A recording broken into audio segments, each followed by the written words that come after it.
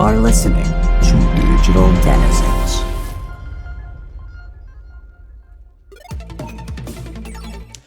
What's up, everybody, and welcome to the Digital Denizens, and this is our newest series, Next Gen, where we bring on teens to talk about games and what they're playing and why they like them.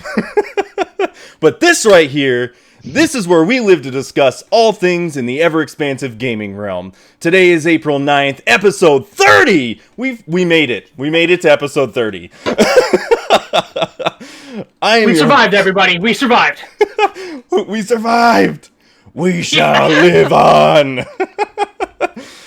I am your host, Keith Whelan, aka the Gamer Stache. Alongside me, I am joined by AJ, aka A4GZ. That's a lot of A's right there. What's up, people? You can just call me Jay. And we're also joined by our special guest, third rotating chair co-host, Annie Morales. How are you? How are you, darling? I do it better than Joe Mama. Wow. Oh, damn. Throwing shade off the bat. I take my mama very seriously. I mean... He does. Yeah, it's a serious matter. But anyway, we've got an intriguing episode ahead of us, full of loops, pixels, and nonsense. But before we do, I would just like to remind you guys that if you...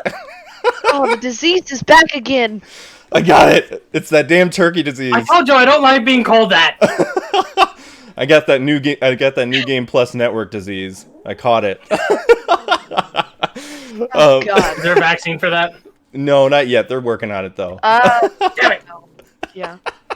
If you guys want to write into the podcast with your funny anecdotes, interesting or emotionally charged video game stories, offer up ridiculous life questions like, what is a volumetric shit compressor? Well, if you've played Disco Elysium, then you know that your shit is apart. And it's rather unbecoming of a cop and a human being. It's supposed to be the opposite of that, together. Compressed in a small area to achieve a solid level of shit compression. So squeeze your butt cheeks together for at least 30 minutes. Do something similar with the two hemispheres of your brain. Talk to people, and that might help. So, but if you want to just share with us what you're currently playing, we'll be thrilled to share your thoughts with the rest of the listeners. We also have a new segment, which is our Pixel to Pixel segment, where we make mentions and shout-outs to those who would like us to. And we also have our new series of episodes called the Content Creation Corner. And this is where we bring in streamers, YouTubers, podcasters, artists, any talented individual, honestly, that is involved in the gaming industry of some sorts, that are like-minded, like us, gentlemen and gentlewomen.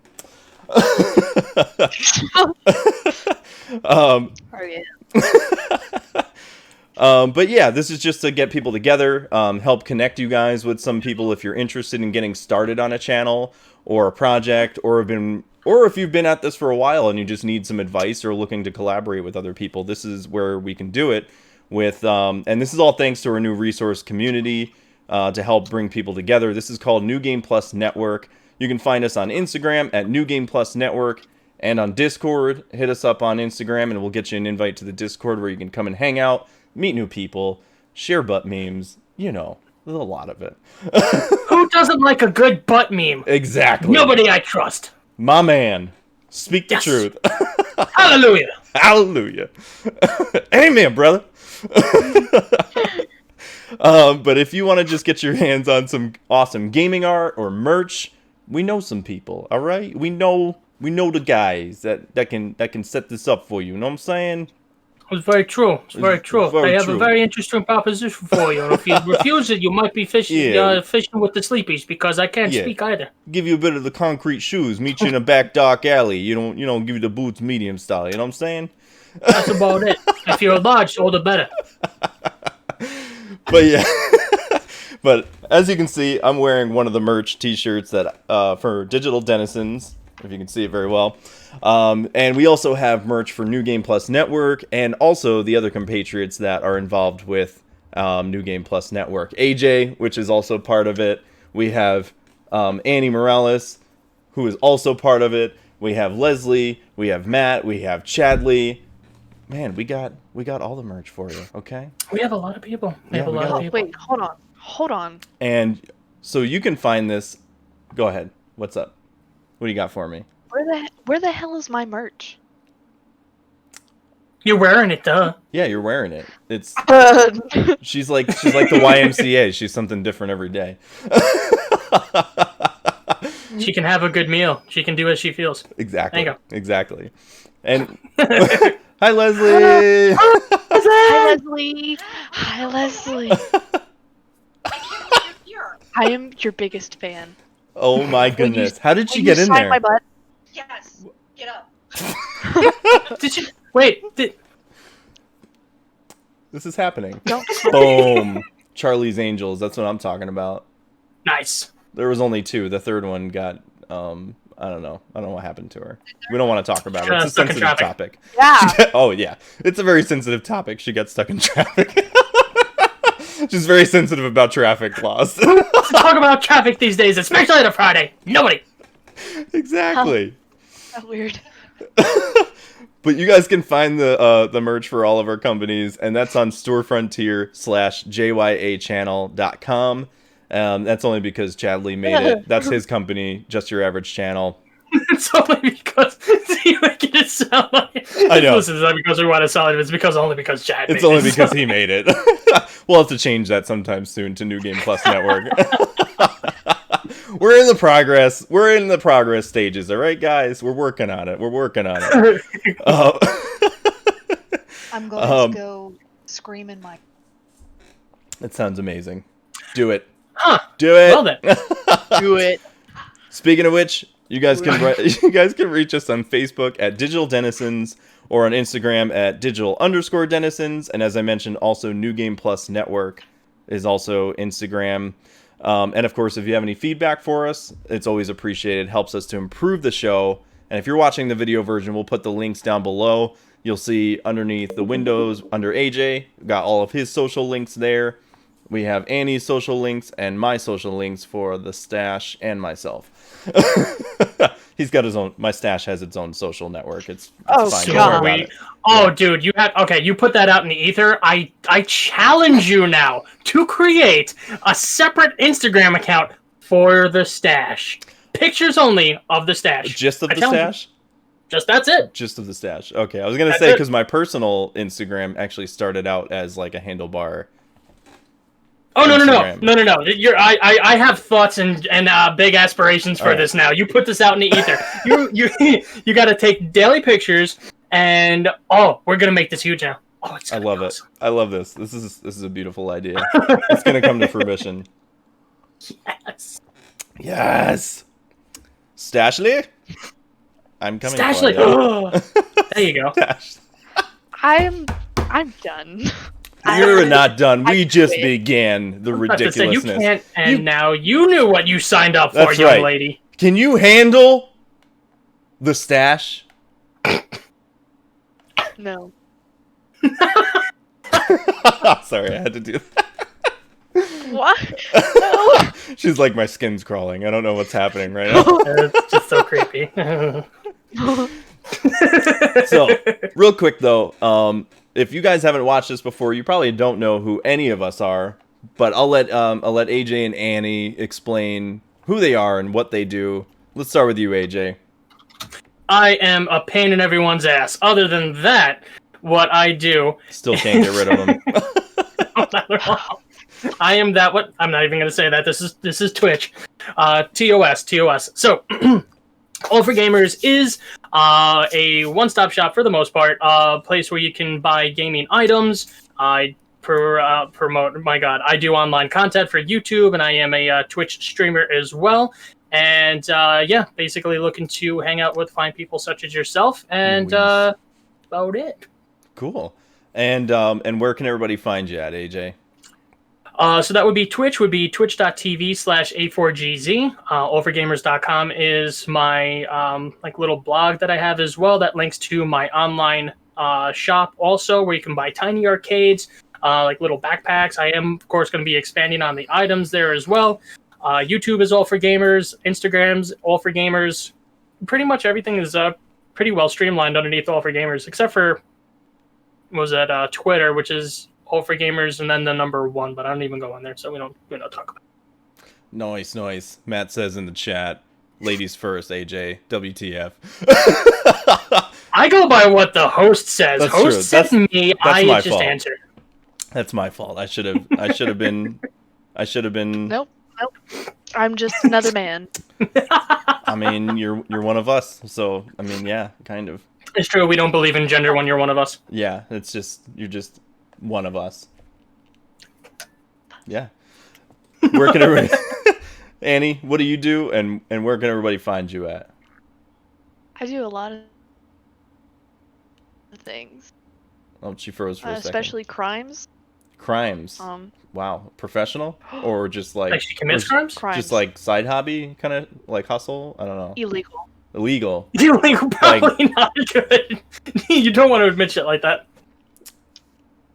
What kind of illegal activities are you involved in? No, I do. Arson, murder. Oh, all of it. Yep, all good stuff. Yep. That's my sister.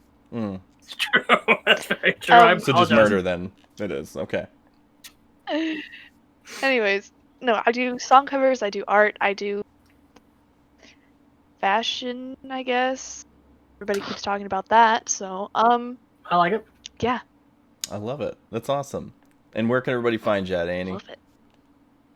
Everybody can find me at nextgen_Ann on Instagram, and you can find me nowhere else for the moment. Very cool. And I think, and you got YouTube as well, right? Oh yeah, YouTube. I'm not gonna say all that junk. Yeah, well, I have it in the. If you're watching the video version, the link is down below. Did you mentioned your Instagram, right? Yes. Click it. Click the link. Do it. Instagram. Do it. nextgen_Ann and Instagram Snicklefritz. Just kidding. I was to say that's the real thing. No, it's SLFR_CKS. So. Sulfur cakes. Sulfur cakes. You know, like the urinal cakes, but made of sulfur. Oh, I kind of like Schnickelfritz a lot better. Yeah. No, I'm just kidding. We're just messing with you. This is where I was like, I'm never coming out. She's These guys are gone. assholes. All right. What do you say we dive right into it? Video games? Video games. Video games. Video games? Oh, video games. Video games. What are you buying?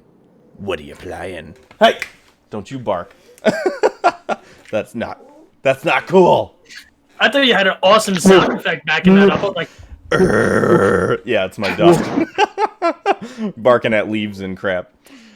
All right. Uncanny. So this, I guess I'll redeem myself. Annie, what are you playing? Recently I've been playing Overwatch still, and I've been playing 7. I just restarted because I had Final Fantasy VII no clue Remake? where the hell I was. So, yes, and I want to say I'm in like chapter 5 now. I haven't played in like a week or two. Okay. Besides that, I did recently finish my most and favorite game, Sally Face. I recommend, but I don't because it's sad. And it has mass murder. I don't know what else to say. Well, okay, wait a minute, hold on. You can't just like all of a sudden say this is my favorite game. I recommend it, but I don't. It's got mass murder. What the hell kind of game are you playing, lady? What kind of game you playing at, lady? It's a horror mystery game. It's pretty good. Cool. I mean, there's nothing wrong with sad games or horror. I mean, lots of people love that stuff. I like to cry while I'm playing horror. Exactly. That's usually me when I'm playing horror. Yeah. I'm like hiding in the closet with like the door just like slightly cracked open with the controller, and then I'll just shut it when I don't want to watch. This is your other corner. I can't do this. I can't. I quit. So Sally Face, right? The name itself is just like odd, right? So you said murder mystery, sad, recommend, don't recommend at the same time. very confusing. So what kind of style is it, right? So is it a point and click? Is it actual, is it a platformer? Is it a walking simulator? Let's go into detail about this because, I want to know more about said game. Yes. Point and clicker? What the hell do you think I am? What's wrong with point-click adventure games? Come on. Okay, first off... That's just weird! That's not weird. They're classic. Okay, and then second off...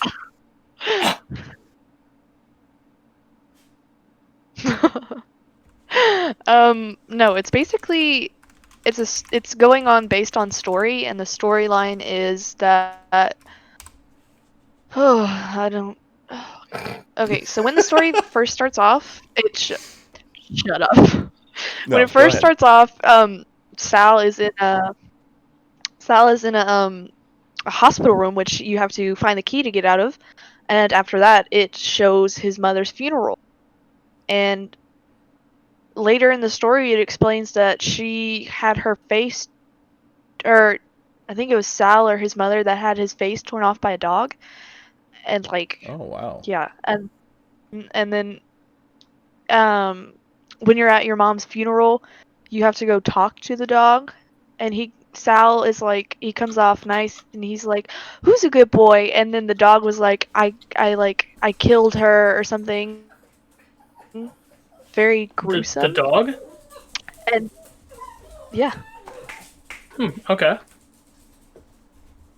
It's intense. I like it. Literally, I could share my screen right now. I mean, it's not like I'm like it's like completely like, oh, how dare you lie to me like that? I'm just like intrigued, like it's a dog. So the dog talks to you? No. The dog talks to you, and then he disappears. Oh, interesting. Poof. Like, do you find out that you're like on LSD And or something like that, or? No. Anyway, LSD is bad, AJ. I'm pretty. Says you. True. Anyway, I'm pretty sure it was the dog that tore off his mom's face, but like afterwards, after you talk to the dog, nobody's at her grave anymore, and you jump down, and you can find hidden numbers and stuff on the wall, and then you have to figure out the passcode, which I think it does correlate with those numbers. So it's like, I'm trying to think of a good example in one of the scenes. So there's no like combat in the game or anything. It's basically just like you're following through the story of the girl and like interacting with different people. That's a man. Oh, it's a man. Oh, I'm sorry. My bad. Sal Fisher. Sal Fisher. Dude, I just googled the freaking image of. Oh my god. Don't be mean. No, Don't be mean. I'm not being mean. I'm just like looking at this. Listen, if you woke up, tell me the truth. You wake up and you see that. Are you going to be happy or are you going to shit your pants? I'm going to shit my pants. And I'm 34 years old. All right? I am not being mean. I'm just saying, damn. Learn to live with it. I will not. See, what if okay, here's the thing. What if my face was messed up? Would you still shit your pants? If you're in my room at 4 o'clock in the morning, yes. I can't. I can't. First off, why the hell are you there? Second off, what the hell happened to your face? Oh my god. It's definitely interesting. Yeah, it's not what I expected because it said Sally face and that was the reason why I thought it was a girl.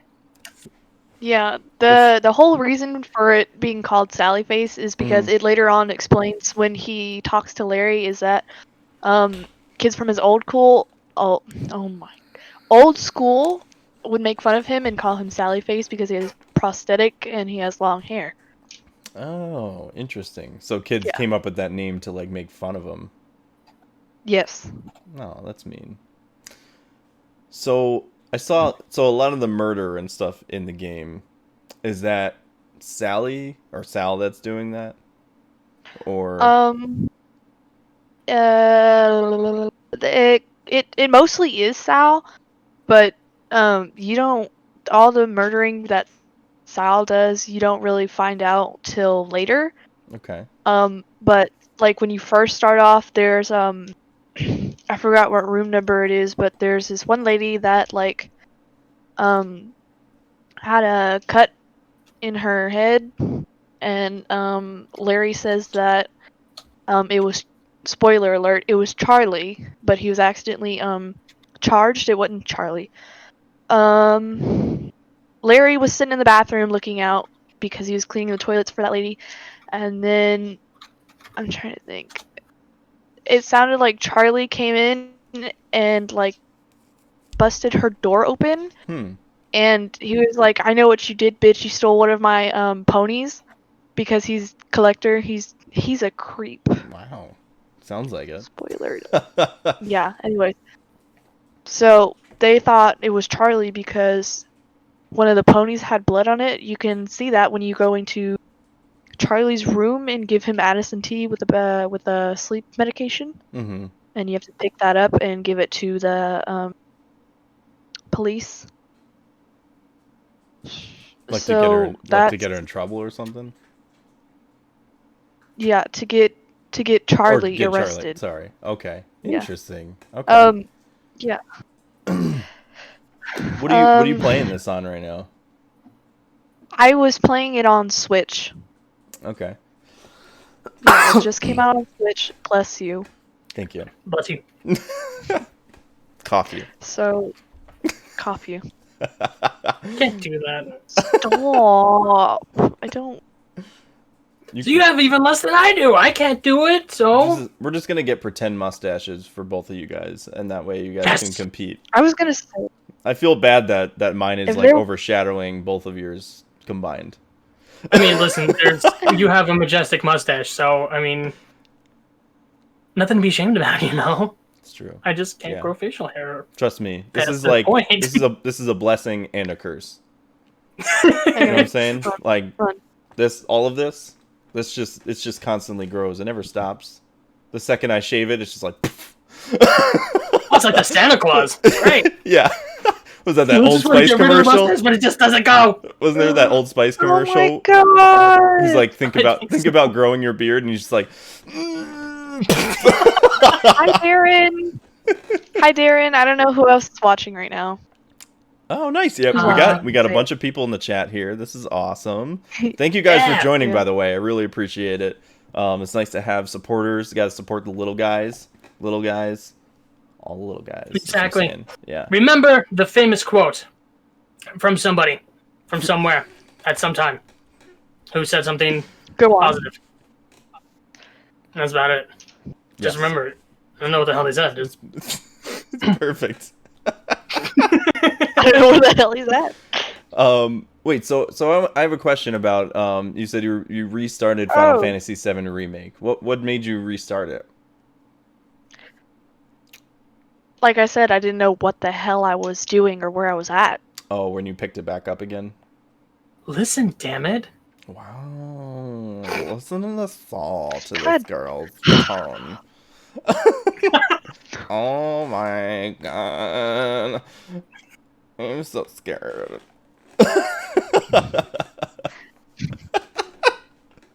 This just reminds me of the SpongeBob where he's like, I can't understand. Oh my god, the Glove World. That's when he goes to the Glove World. Yeah. Yes, and then he gets stuck in the like the very bottom of Bikini Bottom, or I forget what it was called. But there's like all the dark. He's got the glove mints and everything. Yeah, he's got the glove hat. Hi, the glove balloon. It's amazing. I miss you. So have you found anything different this time around? No, you're fine. Have you found anything different this time around restarting Final Fantasy VII Remake? She's frozen. I actually... Ah, she's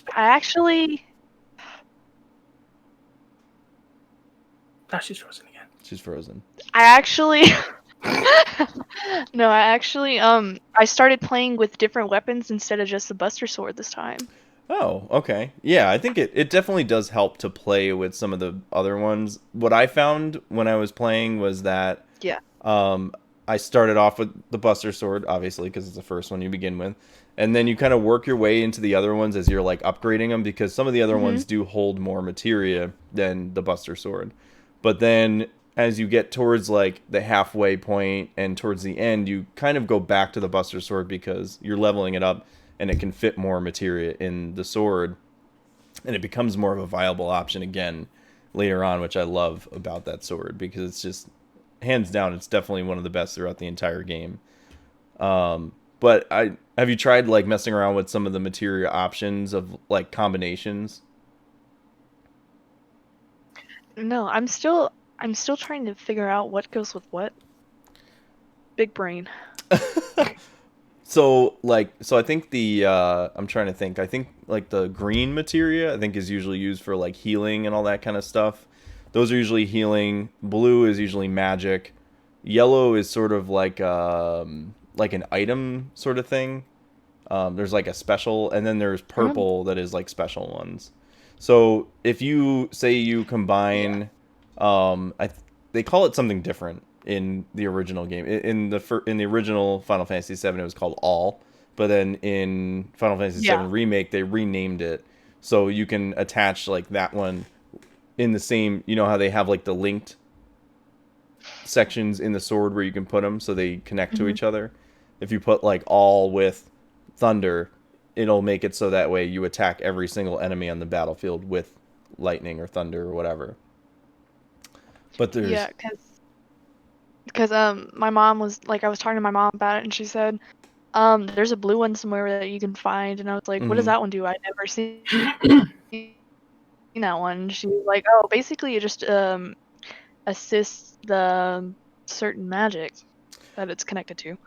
Yeah, they all kind like, they do a decent job of explaining what they do, but you really have to like, if you find one that you're like, I don't know what this does, I just look it up online. Like I found some of the wiki stuff really helps in terms of like what they do, and you can look up even certain combinations, like special combinations when you find them, and where to find all these materials and all that stuff. There's some really cool ones out there. So, how far are you into it right now? Again, I said like chapter 5. I'm over there in the fixing. It's like a little bit before the reactor blows up and the plate falls off. That's awesome. I'm so excited for you. That's such a great game. Sad. I know it is a sad. That part is like they really blew that up into blew it up. They blew it up into like this into like a more emotional thing, because it's like you have the cinematics and stuff that just weren't there in the original, and then you have like these amazing cinematics and story writing, and the characters are so much more developed that like you feel that emotion with this game versus the original one much more. I think I was reading, like I had an exam one day and I had to go to school, so I brought the book. Hold on. I brought a book and I was like reading it, and I was like a couple pages in, and then I like found out is this one. I found out that like Marlene wasn't actually Barrett's child, and like during the plate when it's falling off, one of I forgot what his name is. Wedge? No, it was a little boy. It was. Oh my god, just give me his name. I can't be done right now. I'm trying to think. Denzel. Oh, Denzel. Yep. Which so he's if you've watched Advent Children, he's actually in that too. Oh, I think we're having some interference in here. What's this here? What the hell? What? Was that a hashtag Hoes Have Feelings? I think it might have been. I think it might have been. The best hashtag ever? The best hashtag ever. That's right, AJ. Yes, it is. Pound it, my friend. No, pound down. Sorry. Pound down? Down onto my screen. Onto my fist. Okay. Boom. I have no idea what that. We gotta be clever, you know? Law. What? I don't even know. What's going on here? We got. I think we got a little Hell. more interference. We have another guest appearance. Oh, Anyway. is it? He just keeps on coming out. I was like, oh, son of a bitch. Okay. I'm out. I can't. Deuces. Where you at with Overwatch? Stop joining me. Yeah. What does that mean? No, I mean like what? Like have you done anything different with Overwatch or? No, I was mainly going to talk about this because there is a new event around right now, and it just came out last week. Mm-hmm. Or this week. Okay. It's basically the archive event, and hold on, let me get my notes because now I'm just. Where's my connection? Anyways, that's my. I don't want that. I don't want assignments right now. For fuck's sake. Whoa! What? Okay, so my mom fucked with my notes. It's okay. Thanks, mommy. No, but they added new skins for certain characters right now, and there's the first one for the first week, which is this week. So yeah, it did start this week. But the first skin you can. I'm having an allergic reaction. Anyways, first skin you can get this week is the Lucio Punk. Stop laughing at me. I'm sorry. I'm not laughing. Well, now I'm Sorry, laughing. my darling. It won't ever happen again. That's a lie.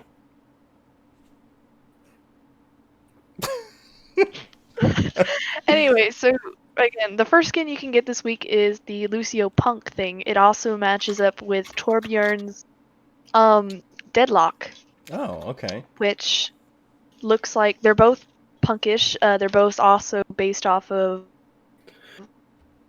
I want to say, like a punk motorcycle kind of thing. That's pretty cool. I like motorcycles. Still trying to find my notes. I like punks. It is. Together we create Captain Planet. I mean, yes. punk motorcycle. By our powers combined, I bet the only other person who's watching this right now who gets that is Matt. World is Right. It's not even my fucking notebook. This is not even mine. Oh. What are you going around stealing people's notebooks for? Do you want me to? Damn degenerates! Who the hell you freaking put on this podcast? Do you want me to pull up the article for the Let's see. It's not that. It's my notes that I'm discussing. Oh, I'll be right back. It's probably in the living room.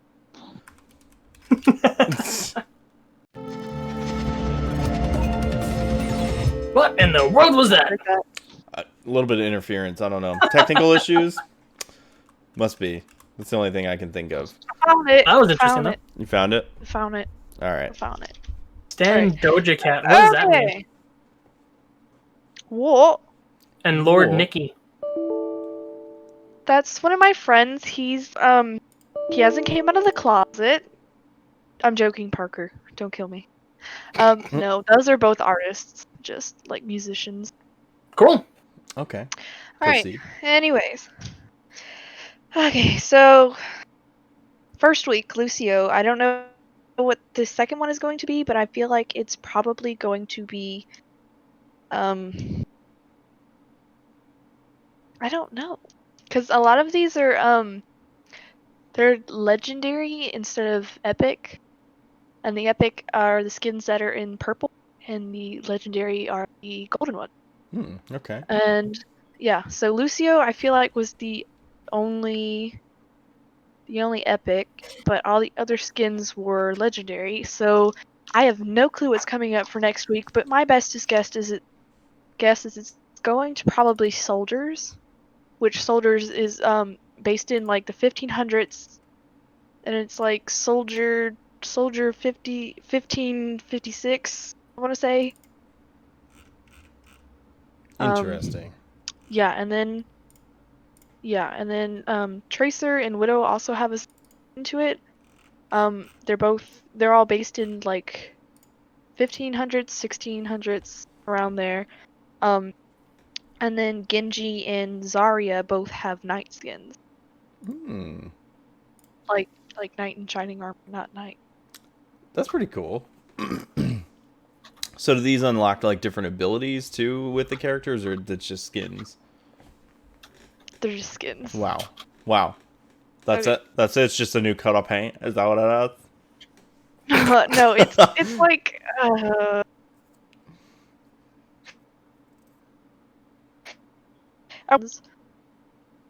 and skins, but Overwatch you can basically only customize your weapon to a golden, which means you're like hella good at that character. Okay. So it's like prestiging almost like in Call of Duty, but in Overwatch.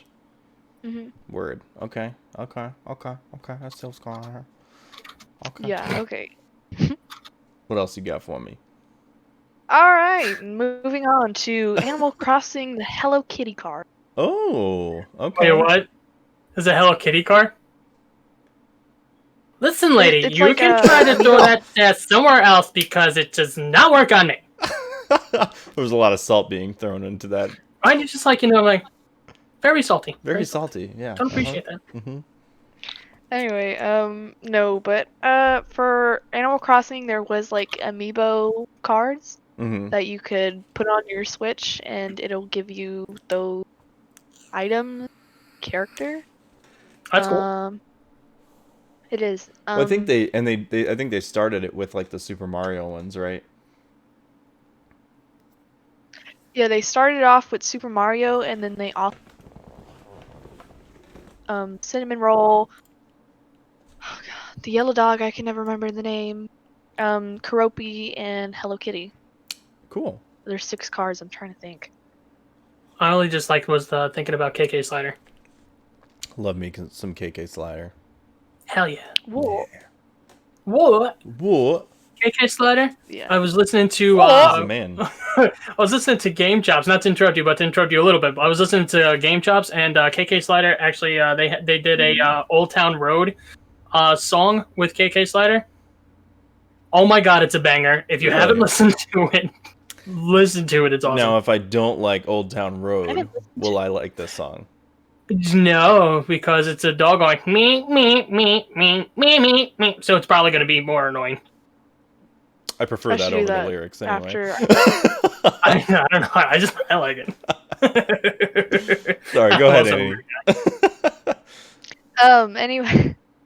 Anyways, you don't get the character, but you do get items, which is like, you also get residents that have, like, their house is based on this character. So say you got a new villager, and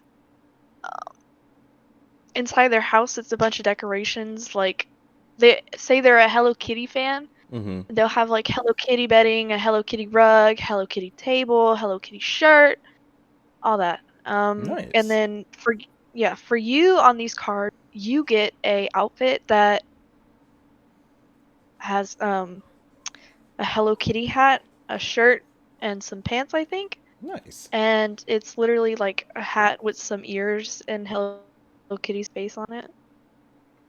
Nice. Which I would die for. There's nothing wrong with that. Yes. I think that's super cool.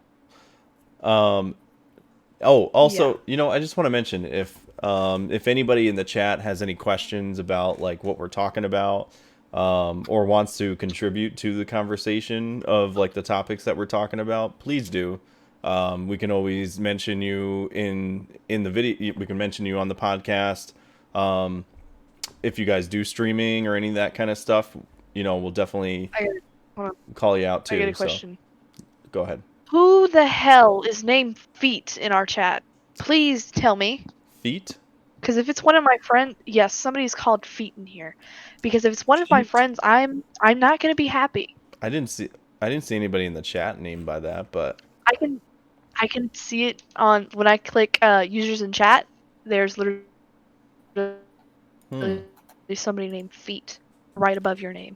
Oh, actually, there's users. There's Brother Grizzy. There's Commander Root, Devoted Saint, Discord for Streamers, Feet, Moonybird, and Mosquito. I don't know. Maybe it's somebody just watching, looking for a good time. You know what I'm saying? I'm not like that. Oh, oh my God, Ashlyn, what the hell is wrong with you? The hell? kind of wrong with stream you? did this turn into? Yeah, what is this? I don't remember signing up for this. Let's see. My girlfriend. Oh, we got I don't Share even Player 1 in the chat. No, She named herself Feet. Feet. Interesting. Interesting name. Okay. Okay. I mean, listen, there's Feet. Interesting. Yeah. Do you have anything else any other things that you wanted to talk about, Annie? No. I do have one last thing, but that will be after our break. Okay, cool. So we'll have me and AJ. We'll talk about our games, and then we'll go to break for just like a couple minutes if you guys got to go potty. And... Yes, I gotta get crawfish. Crawfish? What? What is this? Crawfish. You think you just go My neighbor... eat whatever you want? What? Yeah, I have a fast metabolism, so I could probably eat so much junk food right now. Okay. All right. It's gonna I be kinda like look like a it's gonna be like Alright. like a soft 5. Okay, that's all. Yeah, you heard me. What? Are you telling me I can only eat 5? Yeah, that's right. I've eaten in What? less. I've eaten in less. I What? can do it. You can do it. I had a bowl of cereal in 15. What? That Yeah. doesn't count. That's more than 5. I know. All right, let's soldier on. AJ, what are you playing, man? Yes, I am playing video games, That's it. which is Wow. I know it's amazing. Actually, what the hell am I playing? I completely forgot. I'm playing so many damn things. I am still continuing to play Blue Fire, which is part of the Let's Play series that I'm currently doing on YouTube. Mhm. That game is slowly becoming a pain in my ass, so I decided to move on to another game for a little bit. I actually recorded this, but then found out that my capture card is broken. So after 2.5 hours of recording, it goes down the poopy, and I gotta buy a new capture card and buy a new. So still So bad. haven't gotten it to work again. No, I gotta wait until tomorrow. And I just whined, and I want to kick my own ass for doing it, but no, I ordered off of Amazon. I ordered a new Elgato, and Did you get the HD60 Pro? I got the external one, the HD60. Well, no, the HD60S, which is the external one. Oh, So okay. I figured that everybody keeps on telling me that the integration with the software is a lot easier than AverMedia. So, I mean, you know, it is what it is. So my AverMedia took a poop, so might as well just try something new. Yeah. But I have the internal one, which is the HD60 Pro, and yeah, you don't have to use any external software or anything like that. It's literally you plug it in and then you integrate it with like Slobs or OBS. Yeah. Streamlabs OBS. If nobody understood what that is. straight slobs, though, baby. Yeah. Slobs. Yeah. So it's pretty much like you plug it in and play it. And then you just select it as your source for whatever, scene you're using it on. Yeah, it wasn't picking up my AverMedia for some reason. So what I was actually doing is I was just recording and streaming from the desktop. So I set up the AverMedia application on one screen, and then I captured it on the screen, and then was just kind of got everything else set up on the other screen. So I'll see how this goes. Yeah. I know, big whoopie doo. But yeah, that just sucks. That just means that you can't stream or anything like that until tomorrow. yeah, oh my god, I was looking at the VODs from last stream, and like the first half hour before my internet took a shit, which did me a favor. There was no audio music or capture behind it, so it was really irritating. Yeah, that What's sucks. Yummy. Yummy. I said it's yummy. Yeah, that's the way to describe it. Yes, very, very, very yummy. But then, so moving on to a new game, and when I can actually, so this is going to be my third time playing the damn introduction to put a Let's Play together, but it's actually very cool. It's called Ys Origin, and I bought it for like $9 on the eShop through Nintendo. So yeah, it was on sale, and the graphics are awesome. Apparently, the game series itself has been around for like 20 plus years or something like that. This is like one of the plethora of series games out there. This is like the first game that's supposed to be in the series, right? It came out after a lot of them, but it's supposed to be chronologically the first. Oh, okay. I don't know, but the story is actually very interesting. The whole entire thing is that you're in a land called Ease, and it gets overrun by demons, right? So the denizens of Ease decide to take their deities and then build upwards, right? So they take their whole entire civilization and they go up, they go to the sky, they go bye. Yeah. And then they find out their deities or something like that are now missing. The demons are smart, and now they're building skyward also to go ahead and continue the havoc. So then you are part of a search and rescue team, basically, that gets sent back down to Earth or whatever plane of existence that you're on to find the deities. Then basically it's a search and rescue mission. That's all I've gotten so far out of the 2 playthroughs, soon to be 3. It looks really cool. It looks kind of like sort of anime, Japanese, very like Final Fantasy-esque kind of looking. Without a doubt. Yeah, so Annie, you and I was actually suggesting to be on the stream before I thought that it took a shit. That you guys actually might actually find it interesting. So I'll let you know when the video drops. Let me know what your thoughts are. The graphics are phenomenal, I think. Yeah, this looks really cool. Is it how's the combat? Is it like turn-based or is it cool. Hack and slash? Hack and slash mostly. So you have a choice between 2 characters. Your first is an axe-wielding warrior lady who is just a complete bamf. So you take a battle axe and just go ahead and start wrecking shit, which is awesome. Or the second one is a mage, and that's your distance shooting. So he's basically kind of like a fucking StarCraft. So he's just constantly shooting lasers. That's cool. It is really cool. It's definitely cool. So that gives you the distance and everything. I can only imagine that it gets more difficult, but so far I really haven't died, and if I haven't died, I think that everyone else is going to be able to play it. No problem. That's awesome. Yeah, I'll have to check this out. And you said you put the VOD up on YouTube? I haven't put the VOD up on YouTube because again the game audio hasn't caught, so I just recorded it twice. I was about to edit it, but then it didn't record, and then I kind of said a few choice words and kicked my dog a couple times, and then decided to not do it. Okay, so it's only on Twitch, right? It's nowhere as of right now. Oh, okay, all right, gotcha. So you're waiting to put it up then once you re-record. See, that'll be the trifecta, and hopefully with the Elgato, then I'll be able to record that. But yeah, I mean, once up, I'll let you guys know, so this way I can get some feedback, see if you guys want me to continue doing that. But other than that, I've been playing Doom, which has been kicking my ass, so then I decided to actually stop playing Doom because I'm done getting my ass kicked, and then I went back to Halo 2. Nice. And I realized I'm actually halfway decent in Halo 2. Yeah. Loser. Wow. I'm sorry, what? Shots fired. What? I'm sorry, it's the British accent that I hear. Oh, it's not right. You just keep talking. Yeah, but other than that, that's what I'm playing. Sir, good nice. Sir, what about thine self? What art thou playing?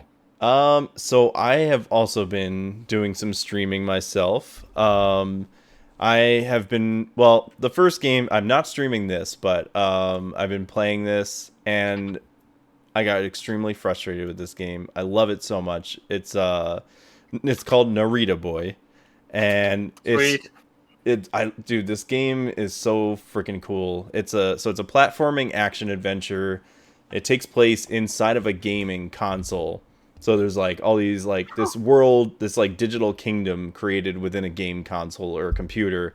There's like circuits and wires and lines of code transformed into like this like digital empire, so to speak. You play as a pixel hero named Narita Boy, and he is this boy that gets sucked into the computer at his home, and he's trying to solve the crisis. He's been like summoned, and he's trying to solve the crisis within the Three Kingdom regions, which is like called the Trichroma. There's like the blue, yellow, and red colors. So those are the three kingdoms, and the creator, he ends up getting like knocked unconscious by another like by another entity within the code that was like an evil virus that got into the computer, and it's trying to take over the digital kingdom. And so it ends up like knocking him unconscious, and he ends up losing his memory. So you have to go through the different regions and unlock his memory. And so like every time you go into one of the creator's memories, it shows like it starts off showing him as like a kid with his parents in Japan, and like how they grew up, and he ended up like losing his mom. She had like some sort of cancer or something like that. He loses her, and then his dad, like because of like the depression and stuff, kind of goes to like drinking and sort of, you know, doesn't pay attention to him anymore because he can't stand to look at him, because the only thing he sees is his mom every time he looks at him. So it's like, it's kind of depressing. Oh my God. It's, I think I've heard of this. Like, it's so upsetting because, yeah, like you said, his mom gets cancer, and like his dad can't stand him at all. yeah, it's just because of the way he looks. It's so sad, but and it shows him like growing up as a kid. He gets like picked on because he like sees this. It shows like how he created the vision of like this computer gaming console or whatever that he created. Like as a kid, it shows like him like drawing a picture of Narita Boy riding the servo horse, which is like this like robotic like steed with like the trichroma colors on it and stuff, and he's like holding up the trichroma sword, and it's like super cool, and he's like creating all this like stuff in his mind, and kids are like picking on him in school, and he becomes like this genius, you know, but you're trying to like help him remember like how he created all of this to defeat the enemy. And it's very in vein of like Tron, like the art style. It's like a side-scrolling 2D 3D side scroller, and it's very like Tron and He-Man and Ready Player One, like a lot of like the tropes and like nostalgia that is like roped into those sort of movies and stuff like that. It's just like phenomenal how they're able to pull it off. And the soundtrack alone, like there's no voice acting, it's all like reading. So like in my free time, I'll just put my headphones on and my microphone, and I'll just voice the characters to myself. Yeah, I love doing that. So much fun. It's so much fun, and it just like creates like an interesting sort of I don't know, vibe.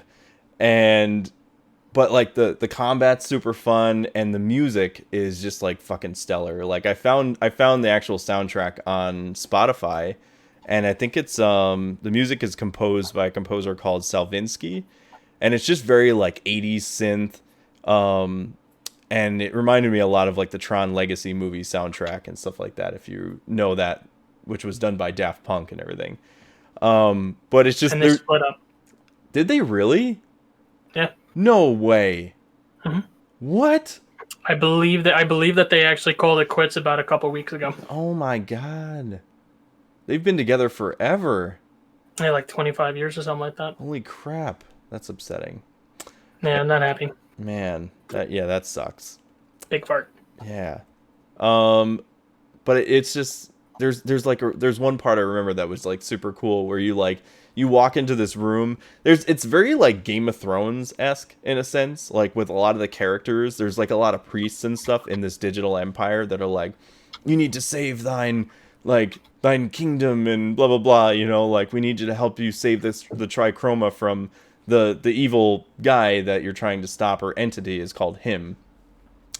And it's just like you walk into this one room, and there's like a synth player, and they call him like the synth creator or something like that, and he's on this like epic like electronic like organ, like creating this like really like crazy 80s synth music and stuff, and it's just like like Phantom of the Opera. No, it's like, he's just like fun, fun, fun, then turns around and is like, don't look at me, I'm disgusting. No, he's actually like super funky looking, like super cool dude, and he's just like, hey man, yeah, I make the code for the music and create the vibes within this place. Yeah, pretty much, yeah. Yeah. And it's just like, it's so freaking cool, man. It's like, it just has such a really unique vibe and soundtrack and everything that goes along with every step of the game. And I think just to interject really quickly, yeah. Serious question. So is this more of like an allegory for like mental health? You know, I would imagine that's probably where it's going. I haven't beat it yet. If that is hella. Right. Yeah, it sounds awesome. Like, You know, I love indie titles like this. That they always have like really unique messages, like kind of embedded in their story, that's what I love. Oh no, continue. No, I'm no, just go ahead. commenting because No, go.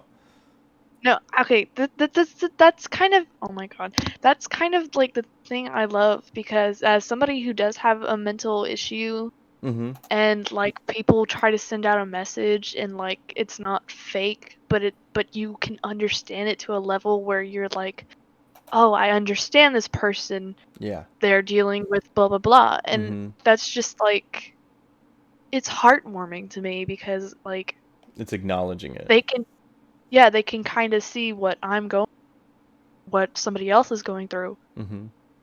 Yeah, I totally get Like, that. Yeah, yeah. You know, I've found so many indie titles like that where like they'll make me cry, honestly, because they're so like heartwarming. And I've found more of that within indie games, I think, than even like AAA style games. You know, like Assassin's Creed, or I mean, like Last of Us. Like that's a whole nother thing in itself because it's Naughty Dog and they're great at what they do. And they're very good at making me cry. Agreed as well. I watch him cry all the time. Yeah, he watches me cry all the time.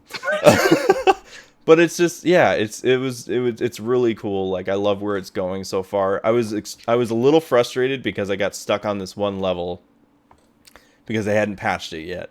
And it's called like the Creator's Cave or something, and it's like you ride the servo horse into the desert, and it's got like, it's so awesome because they have like this really cool like epic western music playing like while you're riding through the desert, and it's like it starts like has this like caption like, you know, Narita Boy's riding into the desert to like go to the digital kingdom and save blah blah blah, and it's just like dun dun dun dun dun dun, you know, like big horns and awesome. stuff like that, and it's like so freaking cool. But the problem with it was like it's all side scrolling and you have to jump over like spikes and you have to bash through enemies. But like if you don't bash them right, or like the timing's off, you lose health. And it was moving so fast that you can't like jump over things and bash and then jump over, and it's like you got to follow this pattern, and it's just like it's so fast. I did it like 60 times and I couldn't beat it. And then I looked up online and through Reddit and like Twitter and stuff, and the developers were like, yeah, there's an update for it. And I was like, it's still not working for me. Some people had to like change their FPS on their monitor and lock it down to like 60 frames so that way it would slow it down. And even that didn't work for me. So I messaged him on Twitter. I talked to the director, like the head developer or whatever, and he was just like, yeah, just contact our help. He's like, I think if you reinstall it, I think the patch should go through. Sometimes they were having issues with Xbox Game Pass on PC. So I did that, and it worked perfectly fine. It slowed down, and it was just working perfectly. And I commented back on there. I was like, thank you guys so much. You guys are excellent. Love what you guys are doing. And I went on with my day, and I kept doing it. Kept playing the game. I got further. Who's the name of the developers for this game? Are they new, or are they been around? You know, that's a good question. I've heard of them before. It was Team 17, and I think Koba Games. Oh wait, yeah, I was about to say I've heard of them, but go on. Let me see. They have some games. Oh, they did Overcooked, The Escapists. Okay. Worms. Oh my god!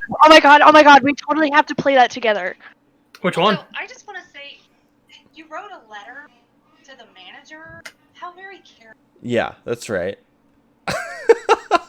I want to speak to the manager, okay?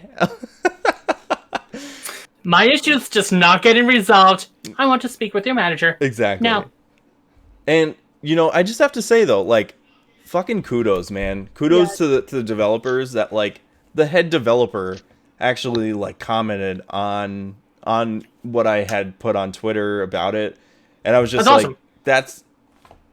I gotta give him, hands down, that's freaking awesome. Like, you don't get that type of customer service with like AAA games and stuff. Hell like, no. You barely even Hell no. You barely even get any sort of acknowledgement, and like that's what I love about indie developers, because they're passionate about it. They want people to enjoy the experience in their games, and so they'll do anything to help make sure that it goes smoothly. So again, Team 17. That's like Sally Face.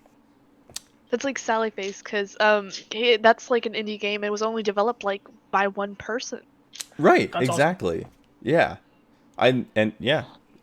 Even like the one person devs are sometimes like the most humble, because they're like they want people to play their games, and they appreciate people playing them and appreciating the art and everything. So yeah, I love this game. I highly recommend everybody going to play it. I'm pretty sure it's on like Switch, it's on the consoles, Steam, and it's also, huh?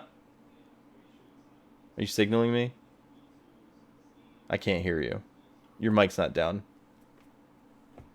Yes. Yes. And I just see her voting in there. Just like, right, I'm like, what's happening? But also on Game Pass, it's free, so I mean that's a good reason to go play it, whether it's on console or PC. So not spend more money? Yes, please. Right, exactly. The other game I wanted to talk about is the one that I've been streaming. I've also been streaming Half-Life Alyx, which I finally think I figured out the issues with the streaming, because we had a bunch of technical issues on that where it was just lagging and it would like crash my stream and everything. I figured which makes sense too. It's the output resolution. I had it set to like 1440 where it should have been set at like somewhere between 720 and 1080. And I think it was how dare you? I know. It was basically just a resource hog, just like taking over all of my memory and CPU power known to man. So my question is though, like the first time that you streamed it, is it didn't really look that bad though. Were your settings dropped then, or I don't know. Like what the hell? Yeah, the first time I remember, I didn't change anything on that, and it was fine. And then like every time after that, it started like crapping out on me. So I don't know. We'll try it again. Hopefully it works better this time. I think this will probably be the solution that I'm looking for, because it seemed like the video that I watched seemed to like kind of talk about it, and that's why he does it lower than 1080s, because it's going to take too much resources. I mean, streaming already is very like memory intensive on its own. You should hear my PC wheezing and coughing when I'm doing it. Right. Why do you hate me?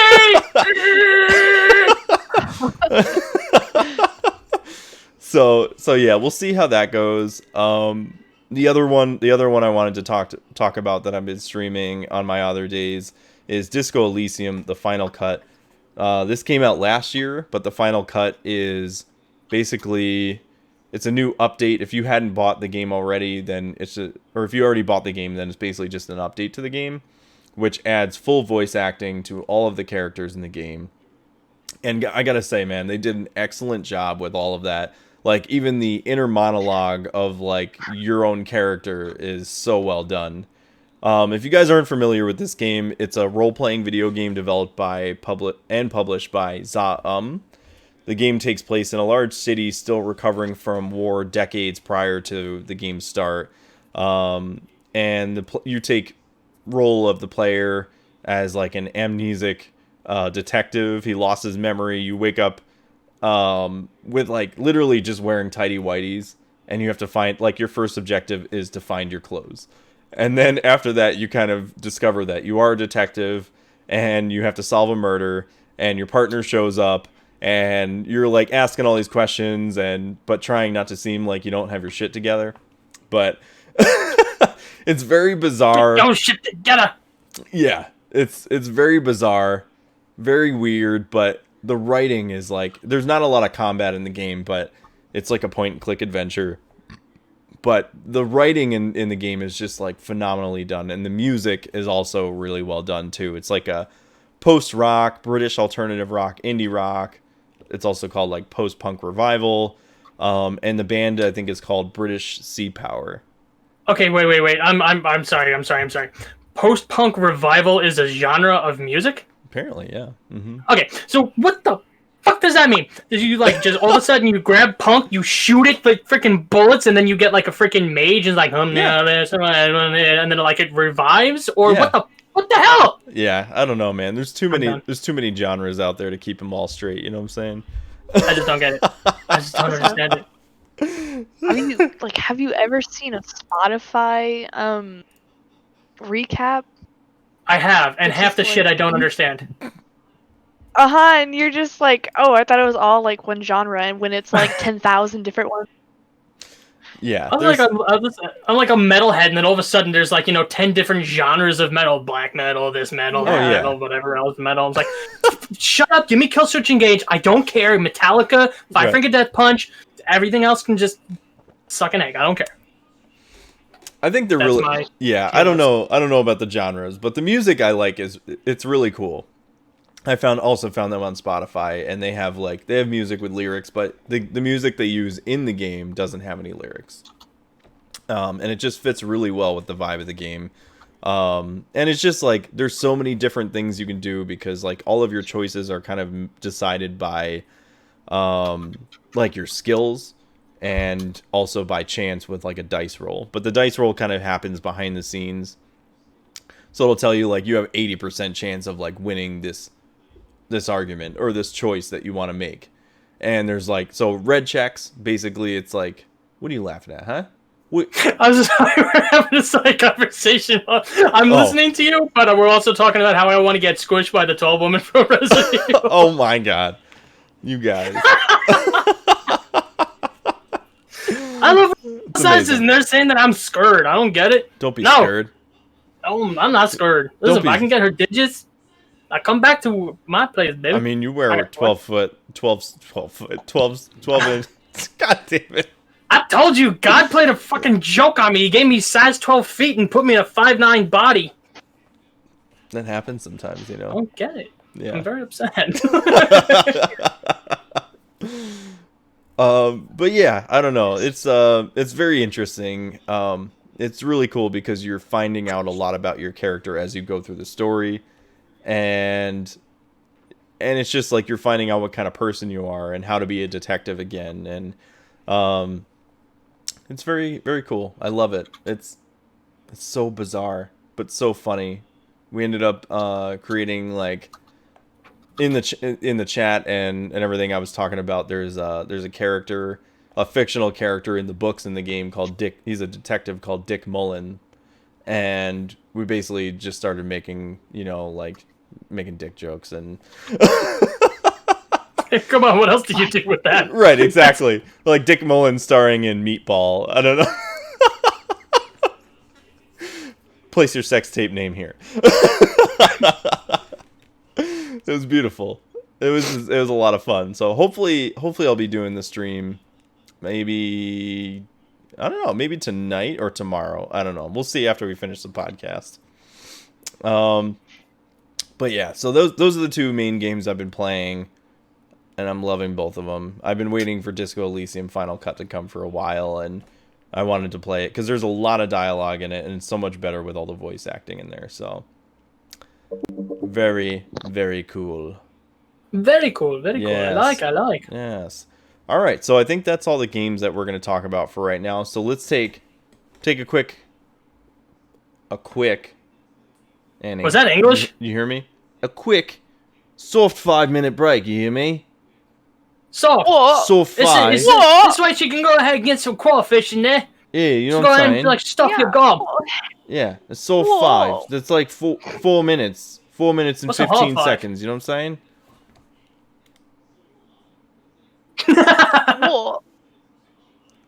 That's all you got? What? All right, we're going to take a quick break. We will be back very shortly. Ooh, Pokemon Snap. Yes. We love you guys. Peace. What's up, everybody, and welcome back to the Digital Denizens Next Gen podcast. How you guys doing? Thank you for joining. We got an excellent rest of the show here. Wow. And we are classy as fuck. Exactly. So, to start, we're going to get into the news, but before we do that, I have Well, I don't have anything. It's actually Annie. Annie's got something for you guys. She wanted to talk about Montero by Lil Nas X. Go ahead, Annie. Okay, y'all. Take it away. Okay, y'all. Here we go. Okay, I'm sure y'all know, and most of you that I know this song. It's Montero by Lil. It is showing off that you have a hell or heaven situation with him, and I'm so scared to talk about this with my dad right there. Don't be. Go for it. I think I know why she's afraid to. Is this the one? Mama. What was that? Shut the hell up! Shut up! No. No. Up my butt. What in the actual hell is going on right now? Chat, this is how she talks to her mother. Hey! Do we approve of this? I have a lot of respect for my mom. You shut the hell up! Oh my goodness. I know. Oh my goodness. So my question is, if you're afraid to talk about it in front of your dad, is this the one where Satan's kind of like, mom doing butt stuff with, Nice. Okay. I see where this is my going goodness. No. Hey, Okay, so then. The look of fear. The look of fear. For a sandwich. Papa, no. Papa, no. Papa, no. Are those regular You Doritos? too, fatty. Dude, those are like Doritos from like 1975. What I the hell is he know. trying to feed you? I didn't even think those things still existed. That just like threw me back to a time I wasn't alive. Right.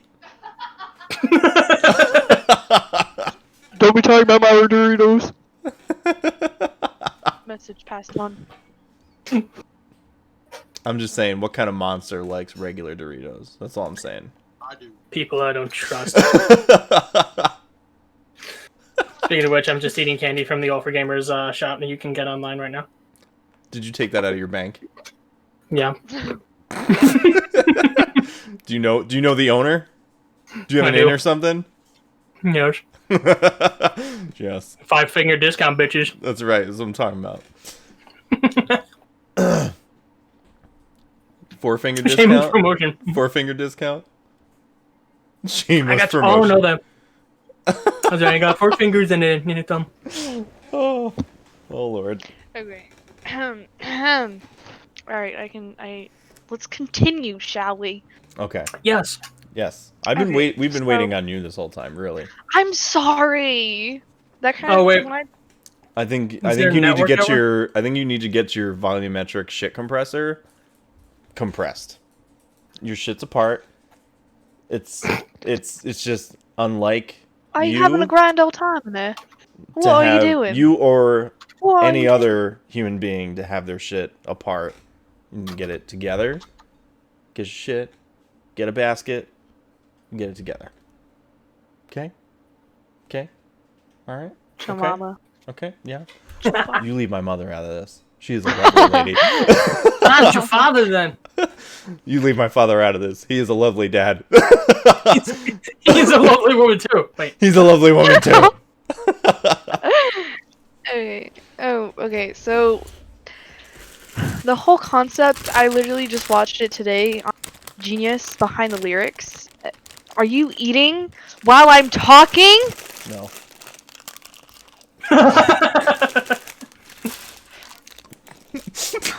Right in front of my salad? Sorry, I need a Reese's egg.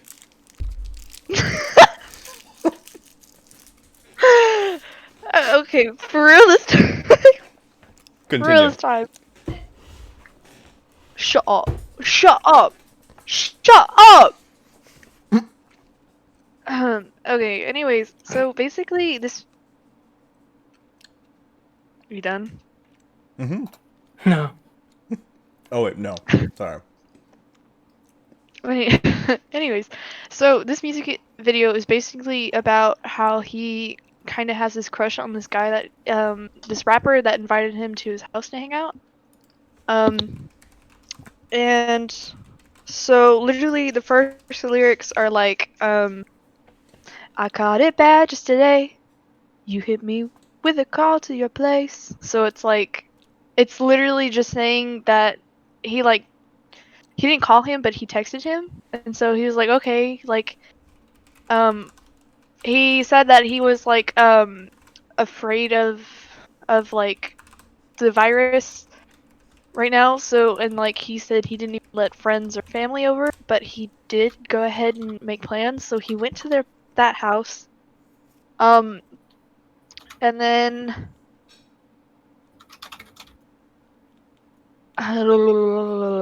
okay, so he he enters the room and Lil Nas explains that he like drugs and alcohol and all that. And he was like, I didn't participate in that, of course, but he said I did participate in the alcohol, which, amen. um, We all need something. mhm.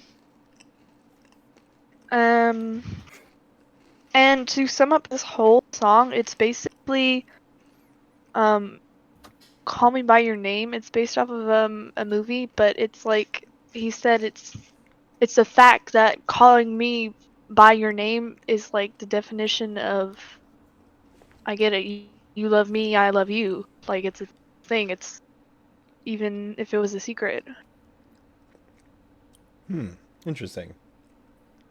I was about to say, oh my god, I'm flunking. No, you're fine. I'm No, following. okay, Yeah, we're listening. okay. And then the chorus is basically talking about hold on, let me think. I'm loading. I gotta load this space. Okay, so okay, yeah, the chorus is he said that it was basically him being desperate for this guy. Again, like he has a crush on this rapper. And so the chorus is like, call me when you want, call me when you need, call me in the morning, I'll be on the way. Call me when you want, call me when you need, call me out by your name, I'll be on the way. Like, oh.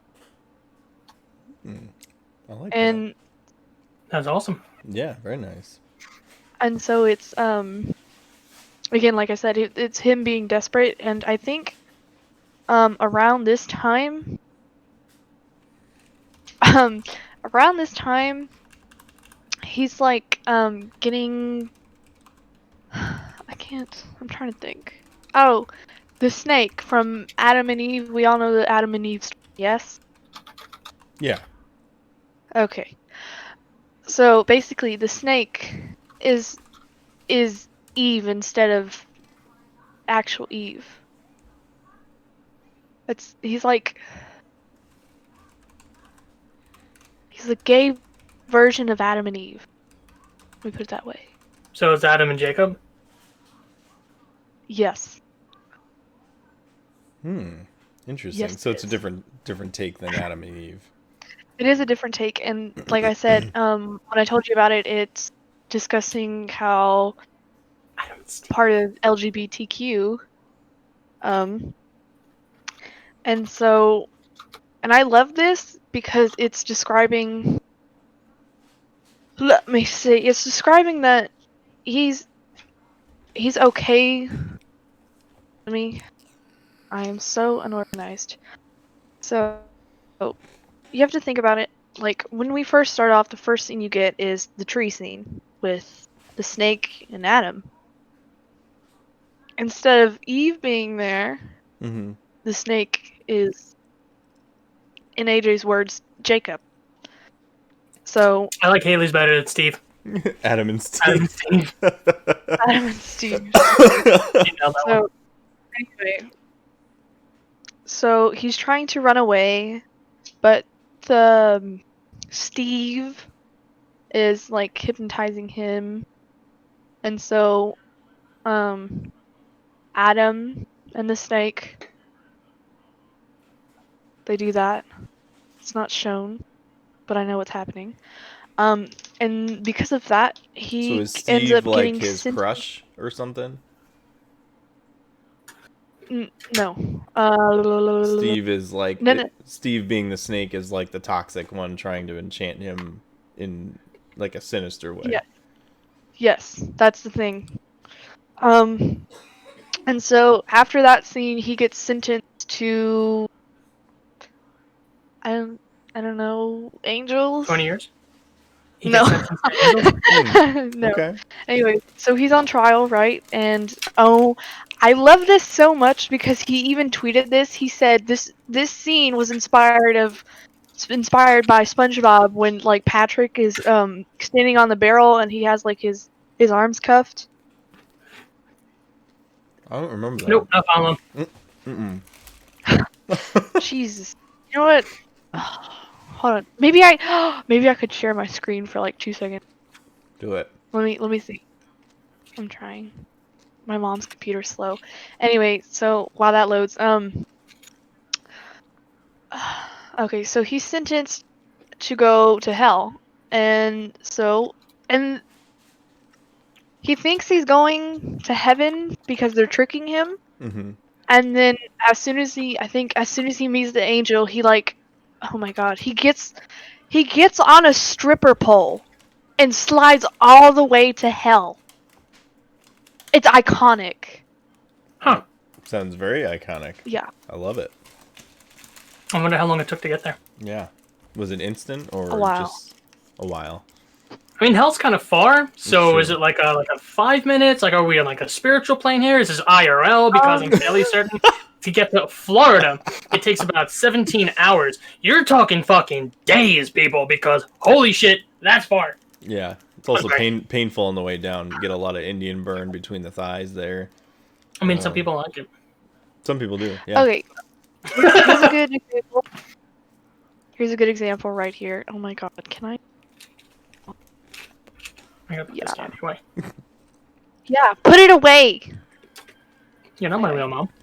Never. This is all my candy. So, All that. This is all mine. All the Easter candy. okay, Oh, nice. so you see this? Mm-hmm.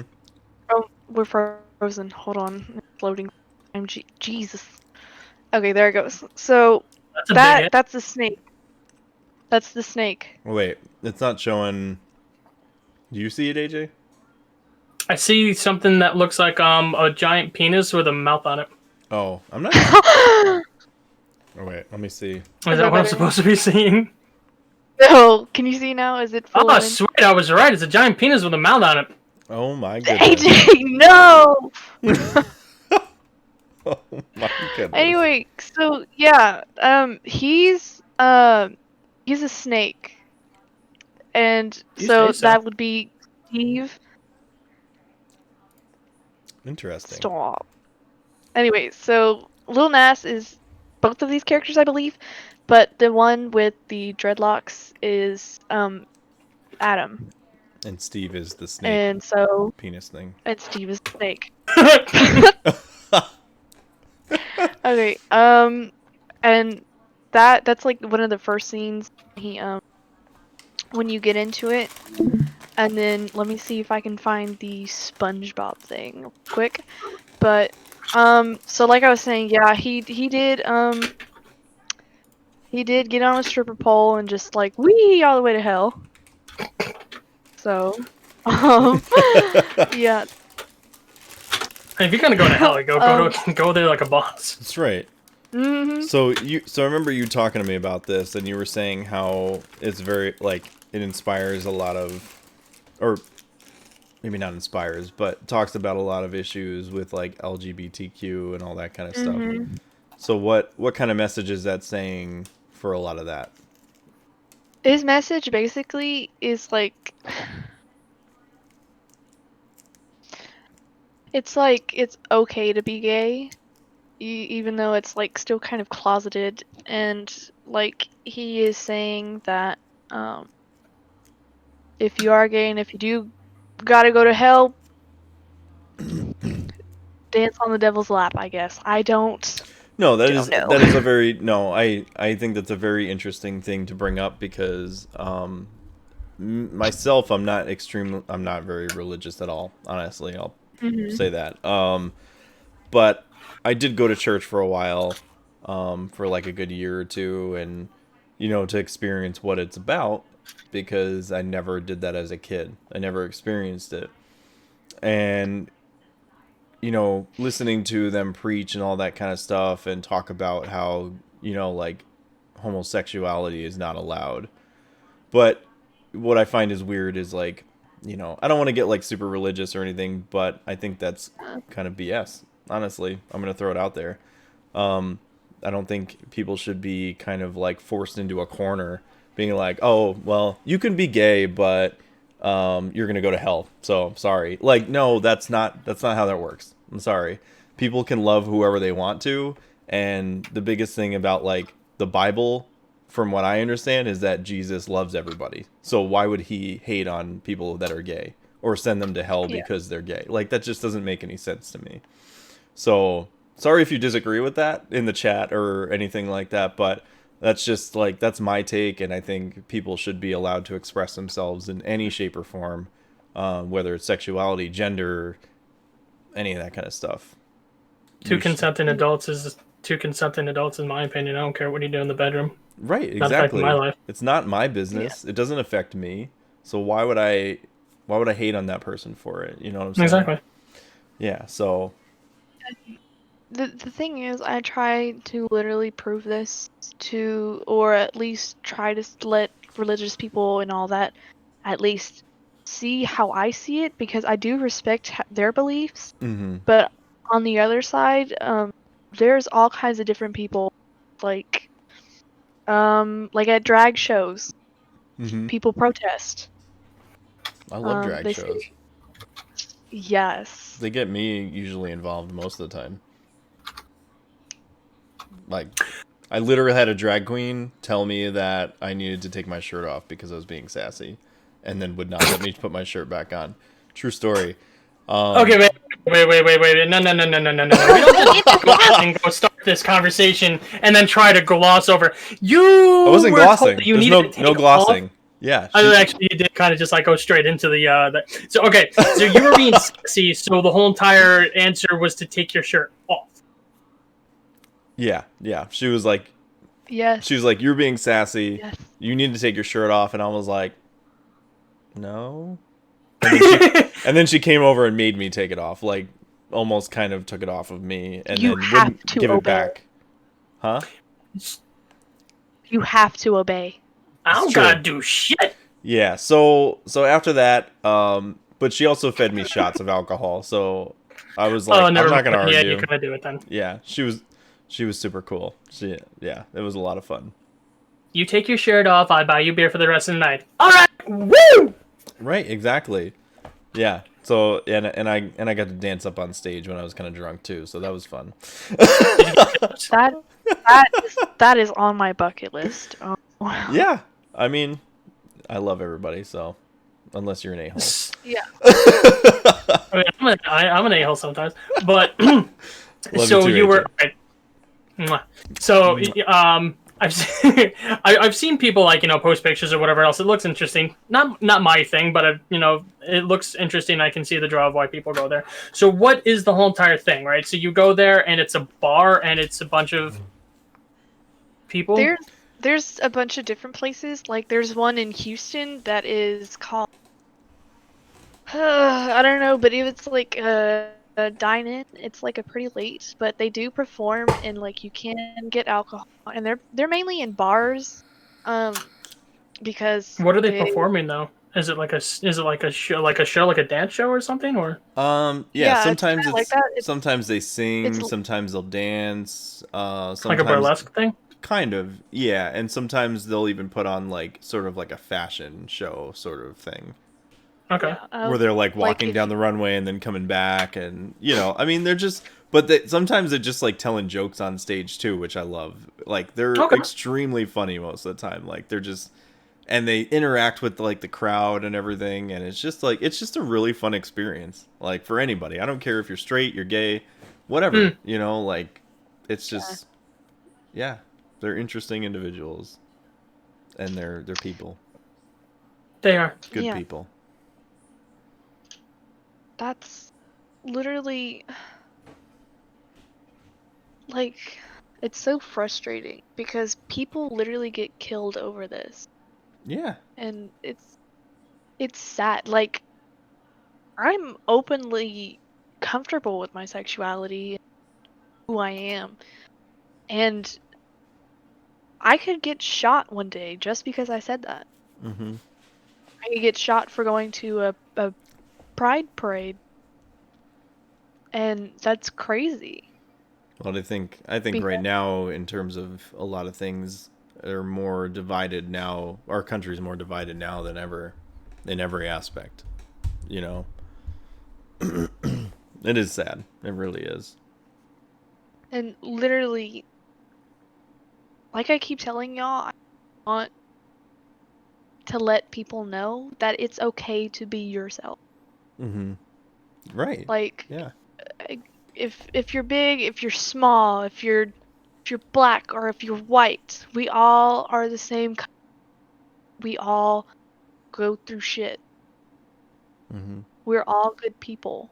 We just have to learn to be that person. 100%. Couldn't have said it better myself. Yeah. Good job, Annie. I'm literally gonna like, oh my god. All right, stupid joke time. So this way Andy doesn't, cry on us. All right, so knock knock. Who's there? I don't know. Awkward. Awkward who? Awkward me. Na, na, na, na, na, na, na. Oh no, that was amazing. I thoroughly enjoyed having that talk because I think it's definitely great to raise awareness for people that can't stand up for themselves, that live those lifestyles, or trying to think of the right words. I apologize if I'm not wording it properly, but How dare you? no, I mean, but we all know obviously life is easier being a white, straight male or white straight female, than being Yeah, gay or any other gender or anything, so. and I find that so frustrating, especially because I'm white. Mm-hmm. And I literally try to always prove that, like, I I don't believe in white supremacy, like, at all. Right. And honestly, that shouldn't even be a thing. Mm-hmm. Like, like him, like Lil Nas, he's iconic, and he's not white. He he could be questioning like his sexuality. He could be questioning his gender. He could be questioning anything. Mm-hmm. And what is her name? The woman that like tried to say she was black or like bleached her skin, whoever, Rachel's thing. I'm not familiar. Yeah, that was a lady. And oof. Oh, wait, are you talking about the chick that was said that she's black and she's like part of the all these like black programs, and then her parents, white as ghosts, were like, no, she's white. Mhm. I know who you're talking about. That woman's crazy. And Hmm. that's just again, that's so sad. You shouldn't have to fake that. Like, Right. I just oh my god. And another one that gets me fuming is let me tell you about that girl. Okay, so this girl is like not even 25% black, and she's like, I'm black and blah blah blah. I did a DNA test, and Oh my oh god. my god, it's so frustrating. Like, and there's even this video out there somewhere. I don't know where it came from, but it's her counting, and she's like, 7, 8, 9, 10, 11, 12, 13. Like, it's fuming. And like she made this racist song about some, and it literally, the lyrics are literally ching chong, bitch. Wow.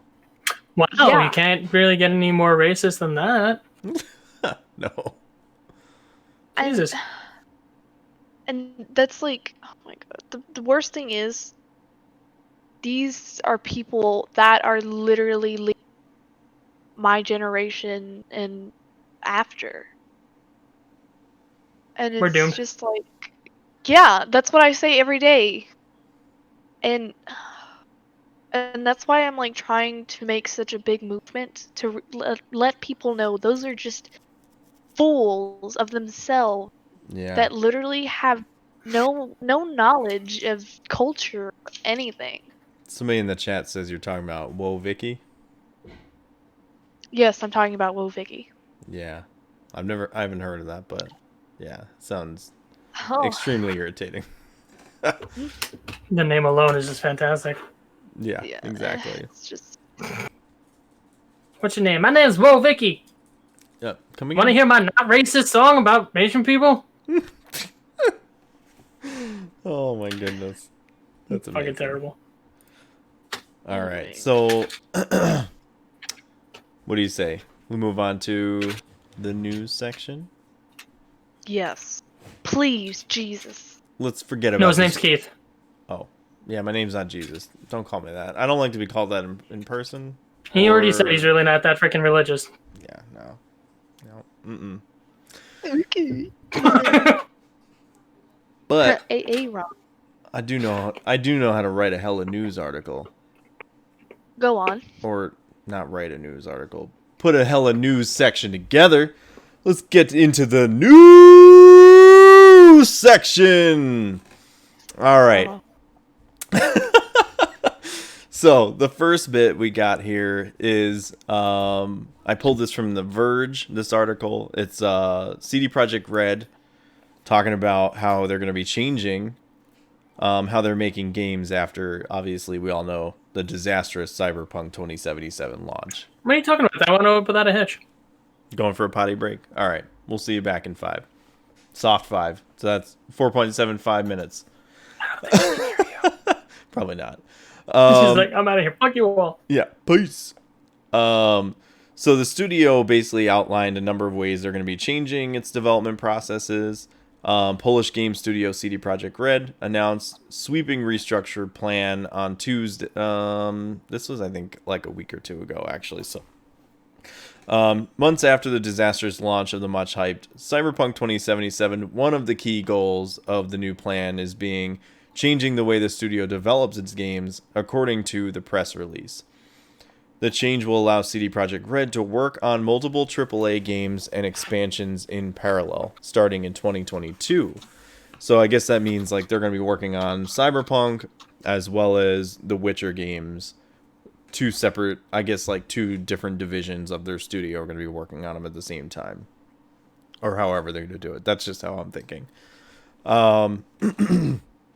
So many years after, like hyping up this game, all that kind of stuff happens.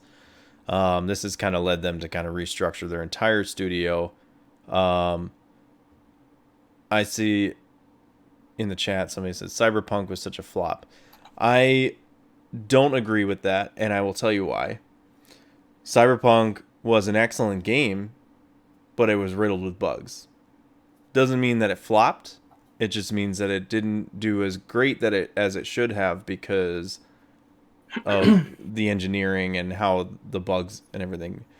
But I will say, in terms of writing, CD Projekt Red was just on par, I think, with The Witcher, and the voice acting and all that stuff. The storytelling was amazing, and there was a lot of really amazing heartfelt moments in that game. And the combat, I think, was really done well. It's just, I think it's just unfortunate. They kind of landed in a pile of shit with all that stuff happening. So to play devil's advocate for a minute, right? Because you know that I like Cyberpunk just as much as you do. Mm-hmm. Probably not as much as you do. You played a lot more than I do. But I like Cyberpunk just fine, right? But on the PC, it wasn't really didn't have as many bugs, like anywhere near as many bugs, if any, for a lot of people. Whereas PlayStation and Xbox were just kind of completely like dead on arrival, right? Mm-hmm. Would you consider what he had just said, that it's a flop, by more of the standards of, again, not the devs' fault, because we've already established that, right? The devs are saying, no, it's not ready, and then basically the higher up said, go F yourself, we need to push this out yesterday. Mhm. And they decided to release an unfinished game, which we all know was unfinished. But wouldn't you agree, as a whole, or would you agree, rather, that from all the overhyping for, like, what, 8 years, Yeah. all the marketing, all the promises, all the, trying to hype up with Keanu Reeves, also the fact that the demos were sent out to all these influencers or whatever else for people to Yeah. review, but they weren't even demos. They were only like just the pre-scripted and everything else like that, and you could only say what they allowed you to say. That's true. Yeah. I would argue, and to see what you would think, I would argue that in and of itself is a flop, and the only reason why they're actually turning tail and saying, oh, well, we know this and we know that now, is because of the massive backlash that they got. They thought that they were going to be able to release an unfinished game, and because they're like, oh, well, we're CD Projekt Red, no one's really going to bat an eye because we did The Witcher 3. Yeah. Would you say that in and of itself would be considered a flop, though? I guess compared to what they wanted it to be. Yeah, I would say it's yeah. I guess sort of. In a sense, yes. Because I do agree with you on the fact that, like, the whole marketing and everything for for Cyberpunk was way overhyped. I mean, they put so much money and so much thought into that to get that game so overhyped, and then, a lot of people did find that it didn't deliver because of, I think mostly because of the bugs and stuff like that, though. Because I think the content that is there is, like, the story and all that kind of stuff is really well done. It's mostly like there's like a lot of the side stuff that isn't as good as, like, the side stuff that you would find in The Witcher. So I don't know. It's a hard question to ask. Like, in my opinion, I don't think that it flopped, because I think a ton of people still bought the game. Overall, whether they returned it or kept it and finished the game or not, I think that's another thing. I think it's just, I think they wanted this vision to be like, this is going to be the best game ever, sort of like campaign. And I think in that sense, no, it was not the best game ever. It was not, it wasn't the next best thing. It was a game, Was it a good game? I thought so. I thought it was a really good game. I enjoyed the story and everything. Was it my favorite game ever? No. I don't know. You wearing all the freaking samurai gear all the time says otherwise, my man.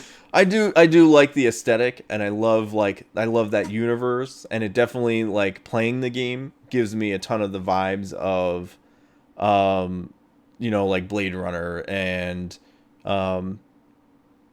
Fifth Element and all that kind of stuff. Like, playing the game gives me those vibes, and I love that about it.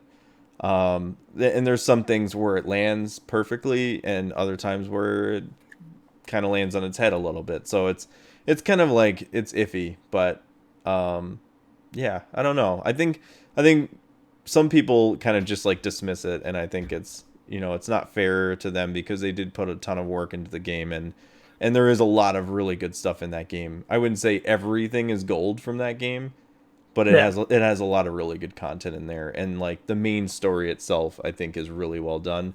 It's a lot of the side stuff that's just kind of like, you're doing a lot of the same stuff over and over again. That's, like, recycled sort of thing, right? Or, like, it becomes monotonous. Right, exactly. It's a little monotonous, or you're like, oh, I feel like this side mission's gonna go somewhere, and then it just doesn't, and you're like, well, that was kind of lame. It leads to nowhere. Right. So you're beginning something that leads to nowhere, it doesn't do anything, and you're just like, what the hell was the point of me doing that? Yeah, exactly. I haven't beaten the campaign yet. I think I'm just about 3/4 of the way done, but I haven't played in months.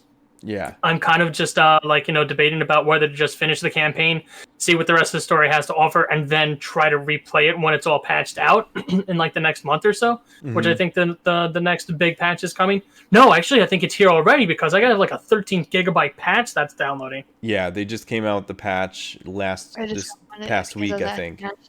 Okay. Yep, and they did a ton of bug fixing to it, and so I heard it's a bit more stable now. So Yeah, I would definitely try it now that they put, I think it's 1.2 is what it is. And I was actually going to jump back in and see if there was anything changed. And oh, that was the other point too. You were mentioned like, yeah, I'm also playing it on PC, so I think that does make a huge difference because I didn't experience as many bugs as everybody else did on like consoles, which, you know, that's like a big thing that with this article that I pulled too is like you know, is that it got pulled from the Sony PlayStation Store. And so like CD Projekt Red definitely has to earn that back in order Without a doubt. in order to get it back on there. You know, and I'm not trying to say like CD Projekt Red is not at fault by any means for everything that happened. You know, there was a lot of shit that happened within the pandemic, I think made things difficult. But I think they also probably overlooked a lot of things too. There was a lot of crunch and things like that that happened where people were working like 6 days, you know, 6 work week. What's a word I'm thinking? I can speak English. I know English, guys. They were working 6 day work weeks, you know, 100 hour work weeks, and it's like that's They're putting them through the crunch. Yeah, that's not fair to the people having to work, and were they getting compensating properly? Like, there's a lot of things going on there. So yeah, I don't think that they're, you know, like saints by any means. I think there's a lot of stuff that they need, you know, and I definitely applaud them for announcing this, that they're going to be restructuring how they develop games, because yeah, you needed to learn from this mistake, because that should have never happened. You know, They better, because otherwise they're going to be out of business. Right, exactly. And you notice there's a ton of games that have been getting delayed within the last year. I mean, Yeah, it's not finished. Listen, guys, we're gonna just like post it out there. Please don't kill us. We don't want you to kill us. We're just gonna put it out about another 2 or 3 months. Okay, cool. yeah, but I think a lot of people are more understanding because of the whole thing that happened with Cyberpunk. They're like, we don't want our game to turn out like that. Fortunately, I'm glad that a lot of people learned from that too.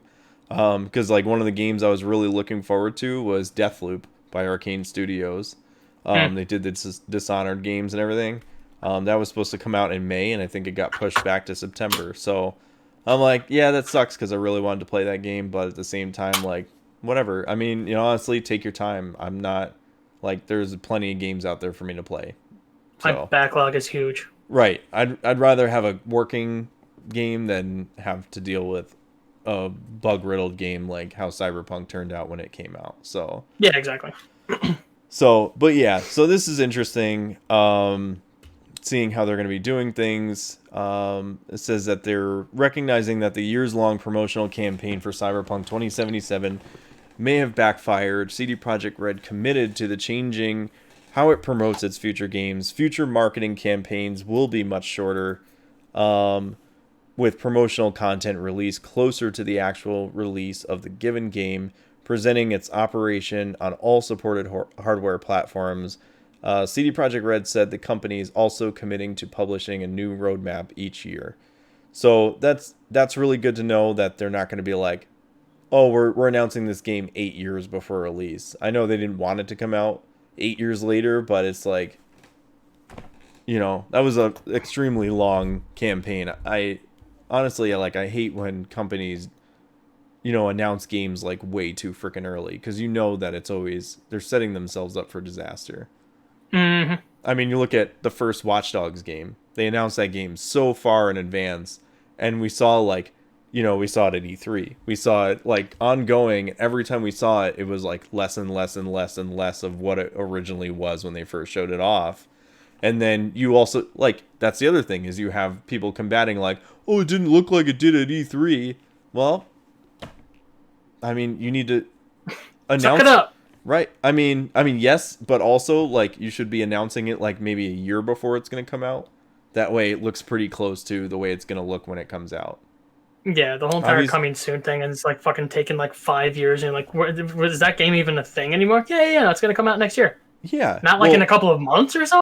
Right. And well, that's the thing too, is like people, they announce games 5 years in advance, and it's like, you think you're going to keep the hype going that long? I mean, that's a lot to expect of a game that you want to come out. I mean, unless it's like a game of a series that has like a really large following, like, oh shit, Grand Theft Auto 5, 7 or 6 or whatever is coming out, you know, in like 5 years, like, you know, like, yeah, that's going to have a following, but other games, like, if they don't know the title, it's going to be tough to pull off. You know, you're better off announcing it 1 to 2 years before its release at most, and, you know, I would say that's about it. The other part, this is also Cyberpunk related, but talking about the multiplayer, they basically have reconsidered the multiplayer portion. So, the chat. I'm sorry. No, I'm just looking at Annie, and she's just like, Using the camera as a mirror. No, because I had like this gap. I don't know what this is. It's just a It's a hairline. gap. Don't worry about it. Jeez. Wow. listen, when your whole entire head looks like that, then start freaking out. What's wrong with you? Yeah. You still have all your hair. For now. For now.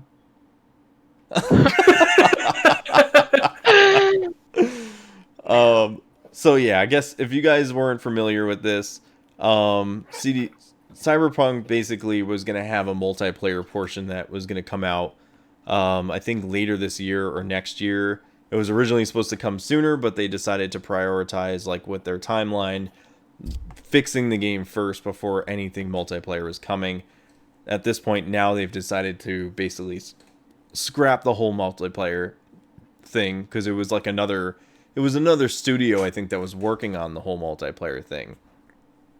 Yeah, it's bad enough in-house fucked it up. You don't need anybody else fucking it up. Right, exactly. And so basically they said in a strategy update video released today, CD Projekt, not today, but you know what I mean. CD Projekt Red said that it has decided to reconsider its plans for the multiplayer as part of a broader move toward more agile approach to development. The studio is shifting its focus to bringing more online elements to all of its games where it actually makes sense. I'm going to be bald by 18. Okay. I'm sorry about that. That's my friend for you. I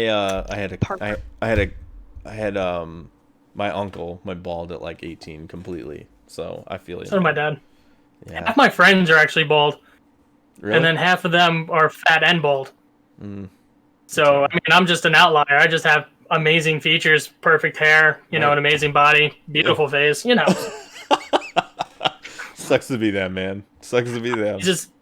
That's really about it. I mean, younger, I was about a 10. Now, you know, I'm just kind of like, you know, a 9. I can live with it. You know what I'm saying? So yeah, this is interesting. I think they said that they want multiplayer to come eventually to all of their games, but right now is just not the time, and they want to make sure that when it's done, it's actually going to be done right, which I can't fault them for that. So that's interesting. Let me see here. Speaking of updates, games that we love, I don't know about you guys. I like this game. No Man's Sky, new update is like the amazing race in space. Seasonal updates, better sentinels, and more. This is really cool. You know, it makes me smile every time I see stuff on No Man's Sky, because, you know, this is also sort of like in the vein of like what happened as CD Projekt Red.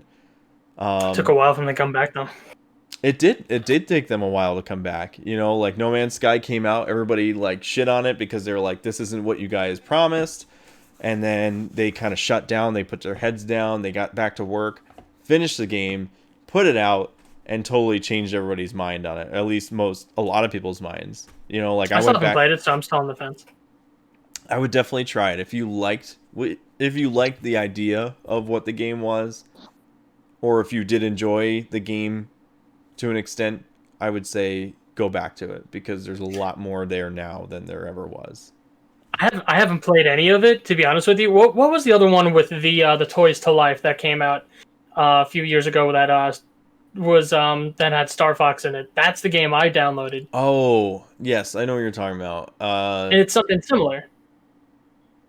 Yeah, it had a lot of flight and everything, and you can use like the That's all flight. amiibo ships where you can build them on the platform, and then it would actually add your guns and modular pieces to the ship as in game. I thought that was pretty cool. I can't think of it. Look it up, AJ, when you let me know when you find it. But yeah, this is really cool. I mean, they're constantly adding all these really cool updates, and I think this one, so this new, I think it's called the Excursion. Starlink, that's it. Yep. Yeah, that game. I never played it, but I heard it looks pretty cool. It is a lot of fun because when you mention No Man's Sky, you can basically, from what I've seen from trailers of No Man's Sky to that, you can do the same thing. You can actually land on a planet within the same time. You don't need to go through a loading screen. You take off from the planet. You just hoist yourself right back up to space, and then you can go into a dogfight right in space, which is pretty cool. I like it better because you get to be Star Fox. I love Star Fox. It's my shit. Right here. My homie. For my homies. Yeah. Oh, no, don't pour that on your computer. Is that what happened to your capture card? No, I won't talk about it. We don't want to talk about it. I see. Okay. That's coming out of your wallet this time. Fuck. If you could find it. I can. I finally was able to find it. Then I bought my new capture card and something else. And then it kind of ran away on me again. It's every time. His wallet has like its own personality. It's kind of sentient. You have a hair sticking up? Oh, like an alfalfa? I mean, I'm gonna be honest with you. That's very impressive. It's actually kind of cool. I like it. I don't want my hair to do. It's a unique look. I have too much fucking gel in my hair. Me too. I thought I had ADD. Right. Squirrel moment. See, squirrel. Huh? But yeah. Oh. It's ghostly. So this is called, it's called Expeditions, and it's a new game mode that basically everyone starts out on the same planet with an expedition plotted out for them that they can take across the galaxy. Players will start off with an assortment of gear, technology, ships, and weapons, and it's up to the players to make their way through the galaxy map to reach the final destination and complete the challenges all the while. So this is really cool. And I think they also added new like enemies and things on the different planets, and like derelict ships that you can land on and actually fight enemies on the individual ships floating in space.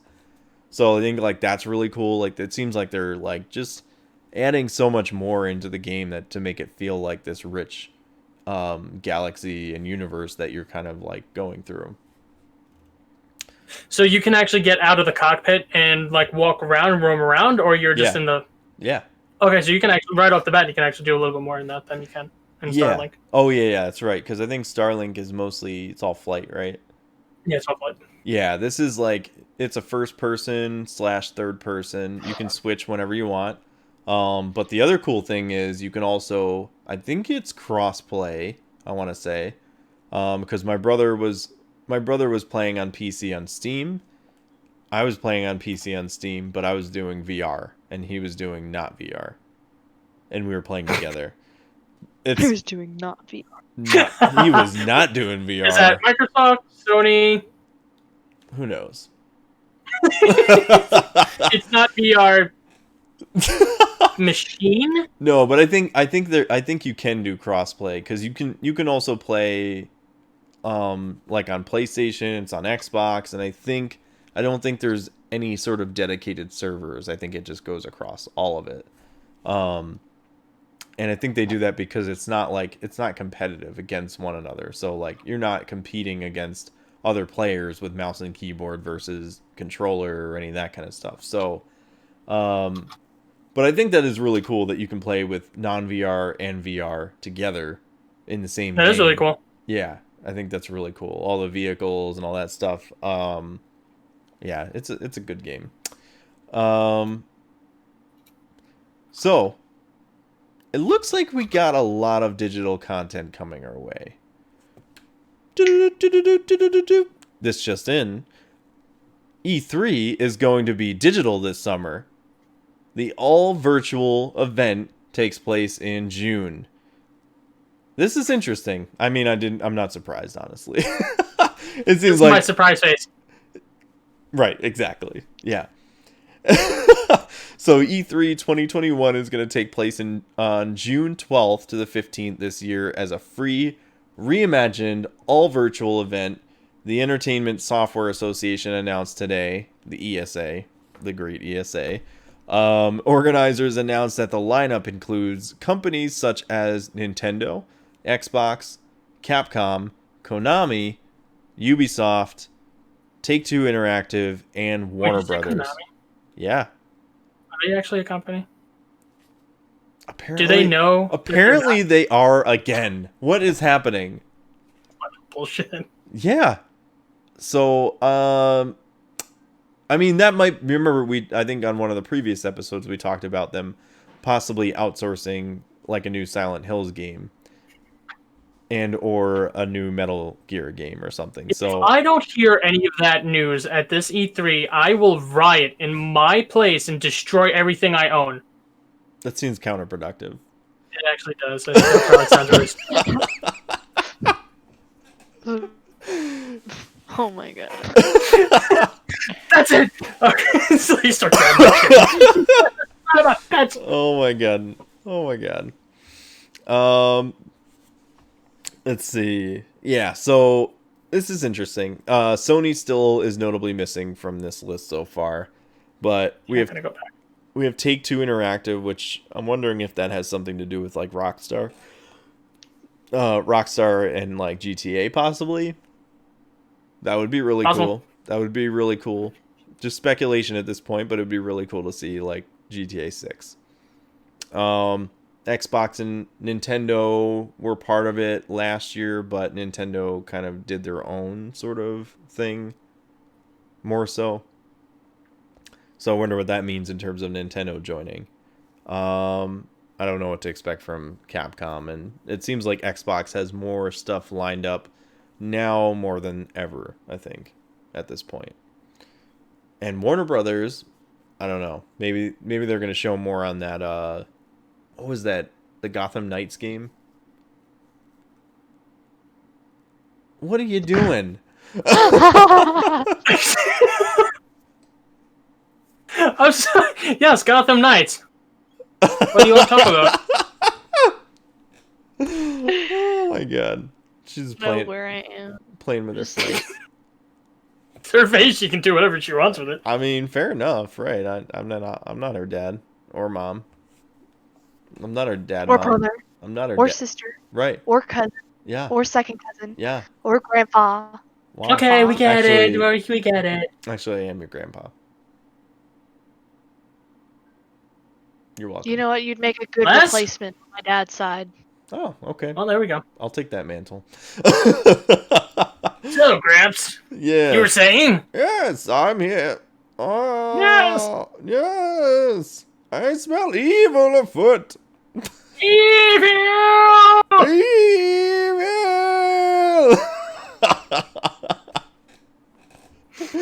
Oh, it's beautiful. So beautiful. That's something. Yeah. So it looks like, and I think they're basically in talks. Wait, what does it say? Oh, E3 is gaming biggest annual conference in North America. Typically takes place downtown LA every June and attracts a mix of developers, press, and consumers. Last year's event was canceled in April due to COVID. In its absence, Jeff Keighley launched the Summer Game Fest in partnership with many developers to deliver the game reveals, and news and digital event is also returning this June. E3 is expected to resume in person next summer, is what they're saying. We'll think, have to see. Yeah. Honestly, I don't think they really need to. I mean, like, yes, it's cool to go to cons and all that kind of stuff. Like, I think that's fun, but they kind of took the fun out of it when they kind of removed, it was just like open space to walk around. And like a lot of people had said that, they were like, what's the point of even doing this? There's nothing even here to do. Yeah, if there's no events and nothing to go, no booths or nothing to go check out, no games to test, no features. Well, I can they walk had around in my fucking living room and do that. right. Well, they had games to test, but it's like you're waiting in line for like an hour to 2 hours to play a Well, freaking yeah. game, and it's like, why? I could be doing other stuff. What? What? Why you want to do that? Oh, So, and I think like honestly, just do it digital. I mean, I guess if they want to do it physical, it's fine, but they should still also host like a digital event where you can like people at home could play test those games, like play the demos of those games. I mean, like what Annie is saying. Yes, exactly.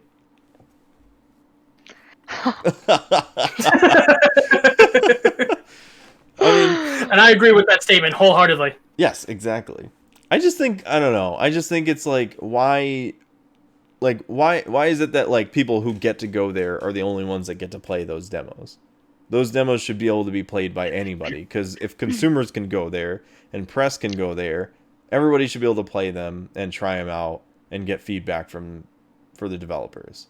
Well, they don't have a choice this year because of coronavirus. I know, and that was what honestly, I love that about the Summer Game Fest they did on Steam. You could literally download any of the games that they showcased during the event of the Summer Game Fest. It was awesome. Which I think was awesome. Yeah, exactly. that was a really awesome format, and getting people like to be able to try these games from home. And like, not everybody has like $600 to get into E3. I'm sorry, but that's like, it's astronomical to charge that much for a ticket to get in. I get it. They want to limit the amount of people coming in, so that's why they do it. But then you also got to fly out to LA, and it's just like everybody. Exactly. I could freaking plan a nice freaking 3 or 4 day vacation with $600 and do a shit ton more there. Right. Exactly. So yeah. Wait. $600? Yeah. Pretty sure. Roughly. Yeah. I know. She's got the She looks freaking angry. face going on again. Yeah, she's like, are you kidding me? Are you effing kidding me right now? Like, you can't just limit the tickets. You have to, like, raise the price. Are you insane? I mean, Yep. no, they've been that expensive for many years now. It's just been like, My point still counts. oh, What the I hell? agree. Yeah, I don't think it should be that expensive, but it was E3 was originally meant to be for the like investors, journalists, all that kind of stuff. Like it was a press event, not consumer event. But in the last couple of years, it's become more consumer oriented, where people who would just go to Comic-Con and stuff like that, it would be like that for them, where they go visit. Yeah, nice choice. I love it. Yeah. Doing. Doing. Boing. So yeah, I don't know. Well, yeah, I'm curious to see how it is with the digital event now. So, earlier, Annie, are you paying attention? Earlier, No, she's not. earlier, I watched a new gameplay trailer for this awesome looking game. Yeah. Do you believe it? Do you believe it? I do. Should I? Do you believe it, Mr. Krabs?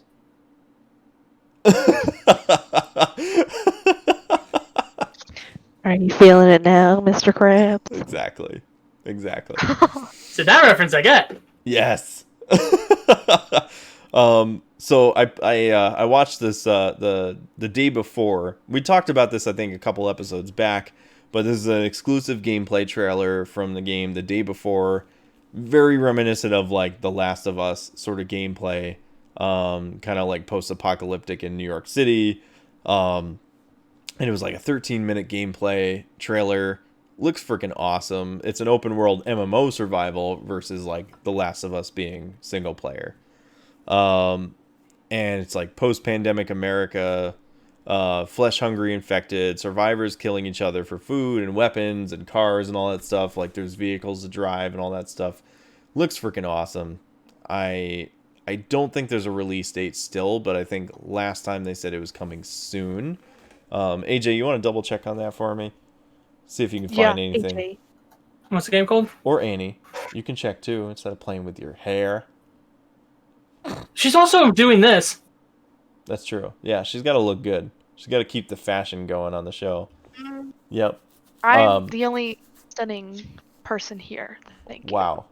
Have you looked at my mustache lately? It's Have extremely... you looked at my face recently? Yeah, my mustache... Have you seen my nose? No? Are we saying have we looked at things before?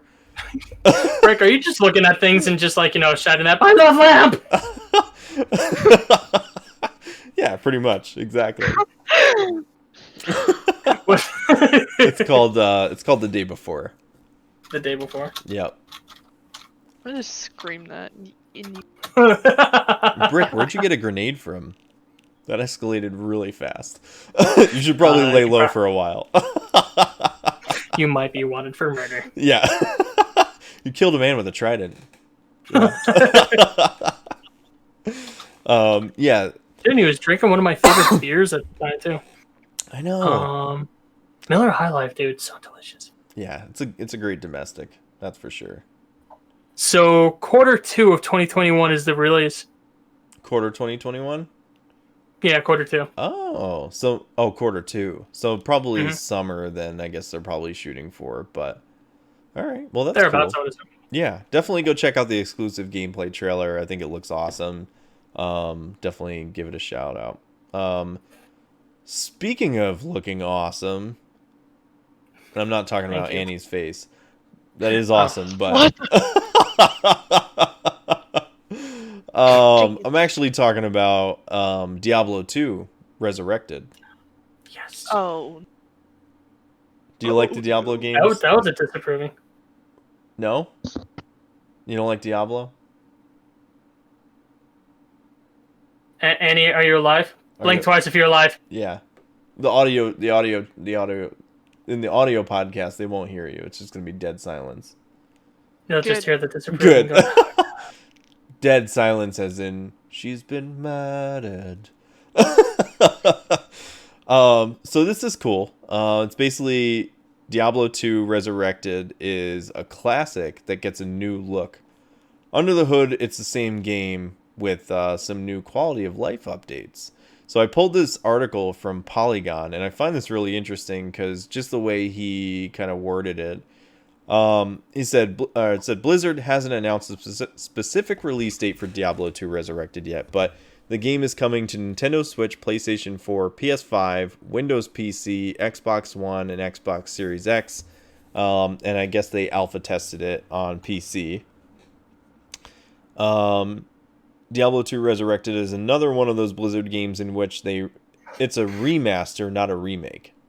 And it's been kept as close to the original as possible while updating the looks of the characters and the environment. The game plays the way that I remembered it, he says. And at first, I also thought it looked the same. Frankly, the whole thing felt like a bit of a ripoff.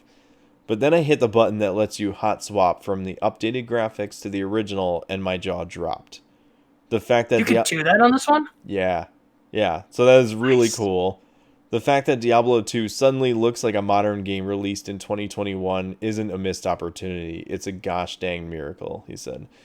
Diablo 2 in 2000, and in my memory, was gritty, violent, a violent take on loot-based adventure games. In 2021, the original looks like something like Minecraft vomited up, a murky smear of pixels and jerky motion. I mean, looking at the comparison screenshots, like, he's not wrong. I remember playing Diablo 1, dude. So Diablo, if he's saying that about Diablo 2, and we're talking about Diablo 1, which was a few years prior, probably worse. Yeah, and it's, looking at the screenshot comparison, I was like, wow. Because I remember in my mind, I'm like, I remember that game looking really good. But then you look at it's like looking through it with like rose-tinted glasses, you know what I mean? Like, you remember it looking so great, but then you look back and play it, and then you're like, wow, what was I thinking?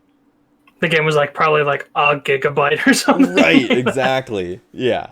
So this is really cool to see them kind of return to form, and updating the graphics, but yet keeping the spirit of the game itself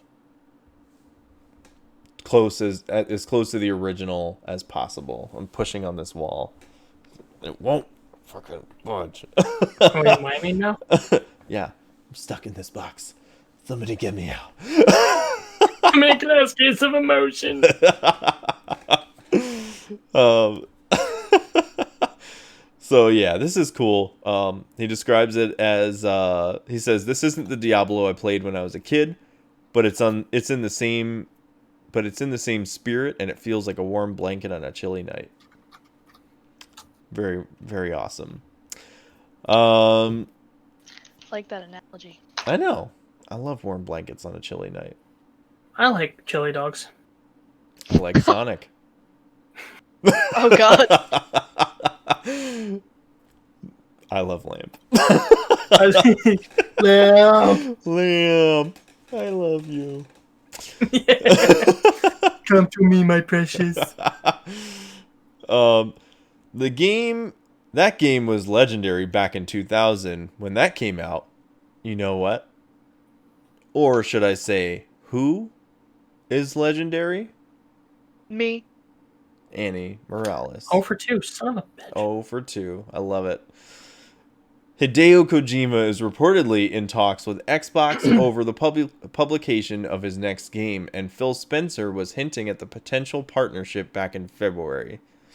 So, it looks like there's Hideo Kojima. If you guys aren't aware of who he is, he's legendary. He made all of the Metal Gear Solid games, departed from Konami, and made Death Stranding. And so this is interesting because I know that Microsoft has been in talks for a while about trying to acquire a Japanese studio. So this is interesting that they're trying to possibly strike a deal with Hideo Kojima.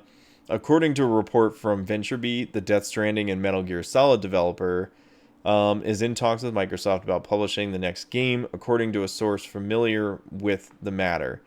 The report also suggested that the potential deal has been in the works for several weeks already, stating that Xbox chief Phil Spencer deliberately featured a statue of the Kojima Productions company mascot in the background of a recent stream as a hint towards the partnership. What's going on over here? How are you reading this without freaking smirking? I wasn't looking at you guys. Damn it! I'm looking at my article over here. Your arm. My radical. My turticle. Yeah, turtle. Get off my. Get off my lawn, you damn kids. So, I'm watching you. No, we're done now. We're just fucking around. So there's nothing really quite Wake known up. yet. Wake up. Wake Oh, up. wow. Wake Wake up, up. Mr. Run. Freeman. Run. It's He's time right behind you. to wake up. Time is Okay, so you asked me ticking. beforehand, like, if you were just freaking showed up in my bedroom and you did that, that's not gonna creep anybody the fuck out? Come on. right. It's like, right. Exactly. So it's just like, wake up. Wake up. Oh my god. Somebody's gonna get scared watching this. Me. No, AJ. No. No. No. Cut it out. Cut it out. It's cutting my neck. I'm just gonna let you deal with the throat thing. I'm gonna go that way now. Bye. AJ's leaving. Yeah. No, listen, I've seen this horror movie before, and the guy with the glasses always gets it. I'm out. Exactly. Take them off then. Duh. Well, then I'll be the guy without the glasses. Oh, that's true. Fuck, now I'm blind. Oh, where is he? Oh, wait. Why would I not be able to see when he takes his glasses off? All of a sudden, it's like a big blur. Keith, Where thank am I? God. The murderer. Oh, God. Oh, my goodness. And he said I would survive if I took my glasses off. Yeah, she did think you were blind as fuck. I felt it on a personal level. Oh, my goodness. Like- So, so yeah, there's no official word on this, whether this is actually going to happen, but I think this would be interesting. Although it is interesting to note that I think the Death Stranding game was originally an exclusive launch on PlayStation. That said, the studio confirmed it was working on a new game back in October last year, with some suggestions pointing to an announcement that is not very far away. So we'll see what happens. So that is all the news that we have for today's podcast. I wanted to go into some of the new and upcoming games real quick. Don't you plot things behind my back? Oh no! She was just like doing the whole entire stretching thing and whatever. Shut up, AJ. Shut up. She's, wow. Shut up. She's trying to invite people to the gun show. Is that what's going on here? She's making me very upset that I haven't worked out in about a month. Her guns are bigger than mine. I'm not thinking. Haley says they're medium. Well. Is she talking about her muscles? No, I think they're talking about Disturbed. Oh, okay, gotcha. Not Ann flexing. Okay. Anyway. So we got this one's already out, but I just wanted to mention it because it looks freaking awesome and I'm excited for it. Is Oddworld Soulstorm. The Oddworld games are freaking awesome. But wow, absolute unit, big muscle. Somebody's complimenting her muscles in the chat. What? Man, that's Annie. Yeah, you got some big muscles there, big girl. I don't know why I said that. That's weird. I'm gonna take my glasses off so I don't hear this. That was perfect. Yeah. Oh yes, AJ has 2 eyes, the perfect amount of eyes. I can't hear you anymore. Hold on, let me put on my slightly larger glasses for this conversation. I can't hear. It's too dark. Exactly. So Oddworld Soulstorm it came out on the 6th. It's available. The weird thing is that it's not on Xbox because that's originally where these games came out. So What? Exactly. What? What? PS4, PS5, and it's actually free for PS5 with PlayStation Plus. And it's also available on PC with Epic Game Store, but not Steam or Xbox Game Pass or anything like that. So, I know. Big fart. Big farts. I agree. So it says witness Abe's horrifying conflict with a terrifying new machination of Oddworld Soulstorm, a big visual and cinematic leap for the franchise that aims to break new ground for Oddworld. Witness Abe's fresh narrative, a complete story retake inspired by our original tale, a big visual and cinematic leap aiming to break new ground for Oddworld, intelligent new mechanics, twisted new devices, enabling highly explosive deviousness. I love that. A dark parable that tells an epic tale of a volatile society pushed to its limits. Amazing. Breathtaking.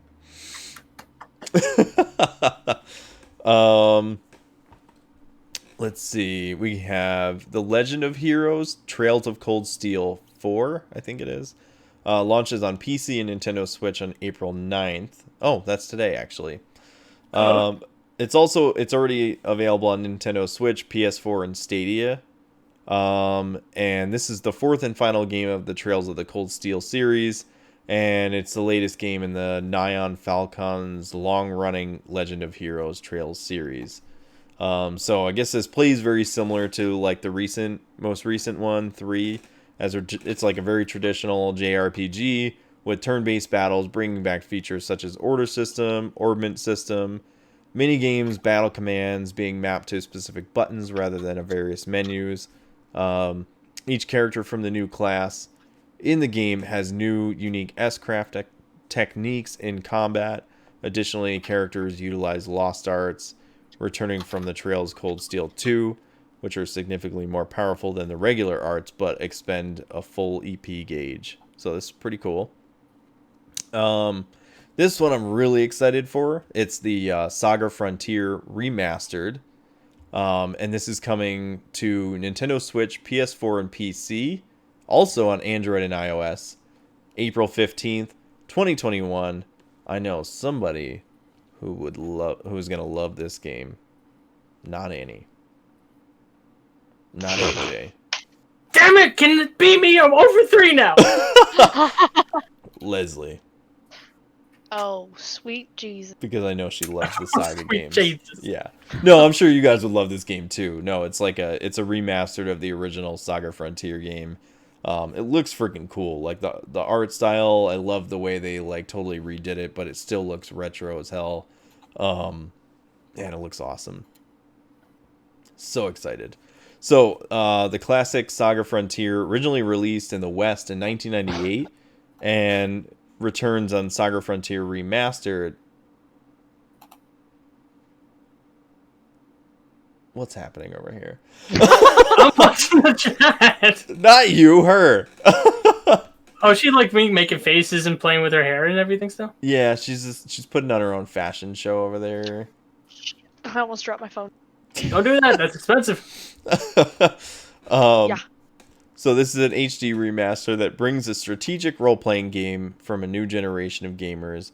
Experience the role-playing adventure as one of the 8 heroes, each with their own storyline and goals, with the free scenario system. Unfold your own unique journey. Engage in dramatic battles. Use the Hirameki system to gain new skills and carry out combined attacks with your allies.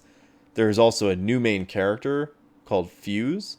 Can be played once certain conditions have been fulfilled.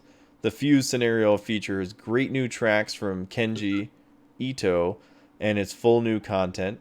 Discover a different side to each 2 other main characters. Phantom cutscenes implemented at last. Several cutscenes that were cut from the original have been added to certain scenarios. Delve deeper into the story than ever before. And I mentioned the improved graphics. Alongside upgraded high-resolution graphics, UI has been updated and improved. Additional new features have been added, including double speed mode, making gameplay smoother than ever. So that's pretty cool.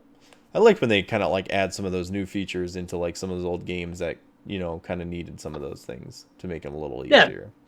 Or Breath of just fresh air. Kind of brings more life into it. Yeah, exactly. I know Matt's going to be excited about this one. MLB The Show 2021. And it's actually coming out. Yay! I know. And it's actually coming out on PS5, Xbox, Series X/S, PS4, Xbox One, and it's going to be available on Xbox Game Pass on day 1, April 20th. That's pretty cool. Considering that I know a lot of other things that you can do on 420. I agree. Other than playing MLB The Show, Madden, exactly. Yep. Or NHL, if they were to come out with one. Oh, no. Wait, I think I got an exam, a state exam the 20. You do? Looks like you're Yes. not playing MLB The Show. missing out. She's so upset now. You should be upset. How dare you? Matt's gonna be so disappointed in your behavior right now. I'm sorry. Yeah, you should be. Mm-hmm. Right? What do you think of that? Yeah, what do you think of that? Are you affected by it? Probably not. But I'll pretend you are Doubtful. for the sake for me. Yeah. Wait, what just happened? I like blinked. Don't worry about it. She blacked You're out. good. It's fine. Just watch the VOD. We got 2 more. Judgment, which had already come out on PlayStation 4. Looks like it's coming to PS5 and also Xbox. Xbox Series X and S and Stadia April 23rd. I think Judgment takes place in the same realm as like the Yakuza games. If I'm not mistaken. I could be wrong.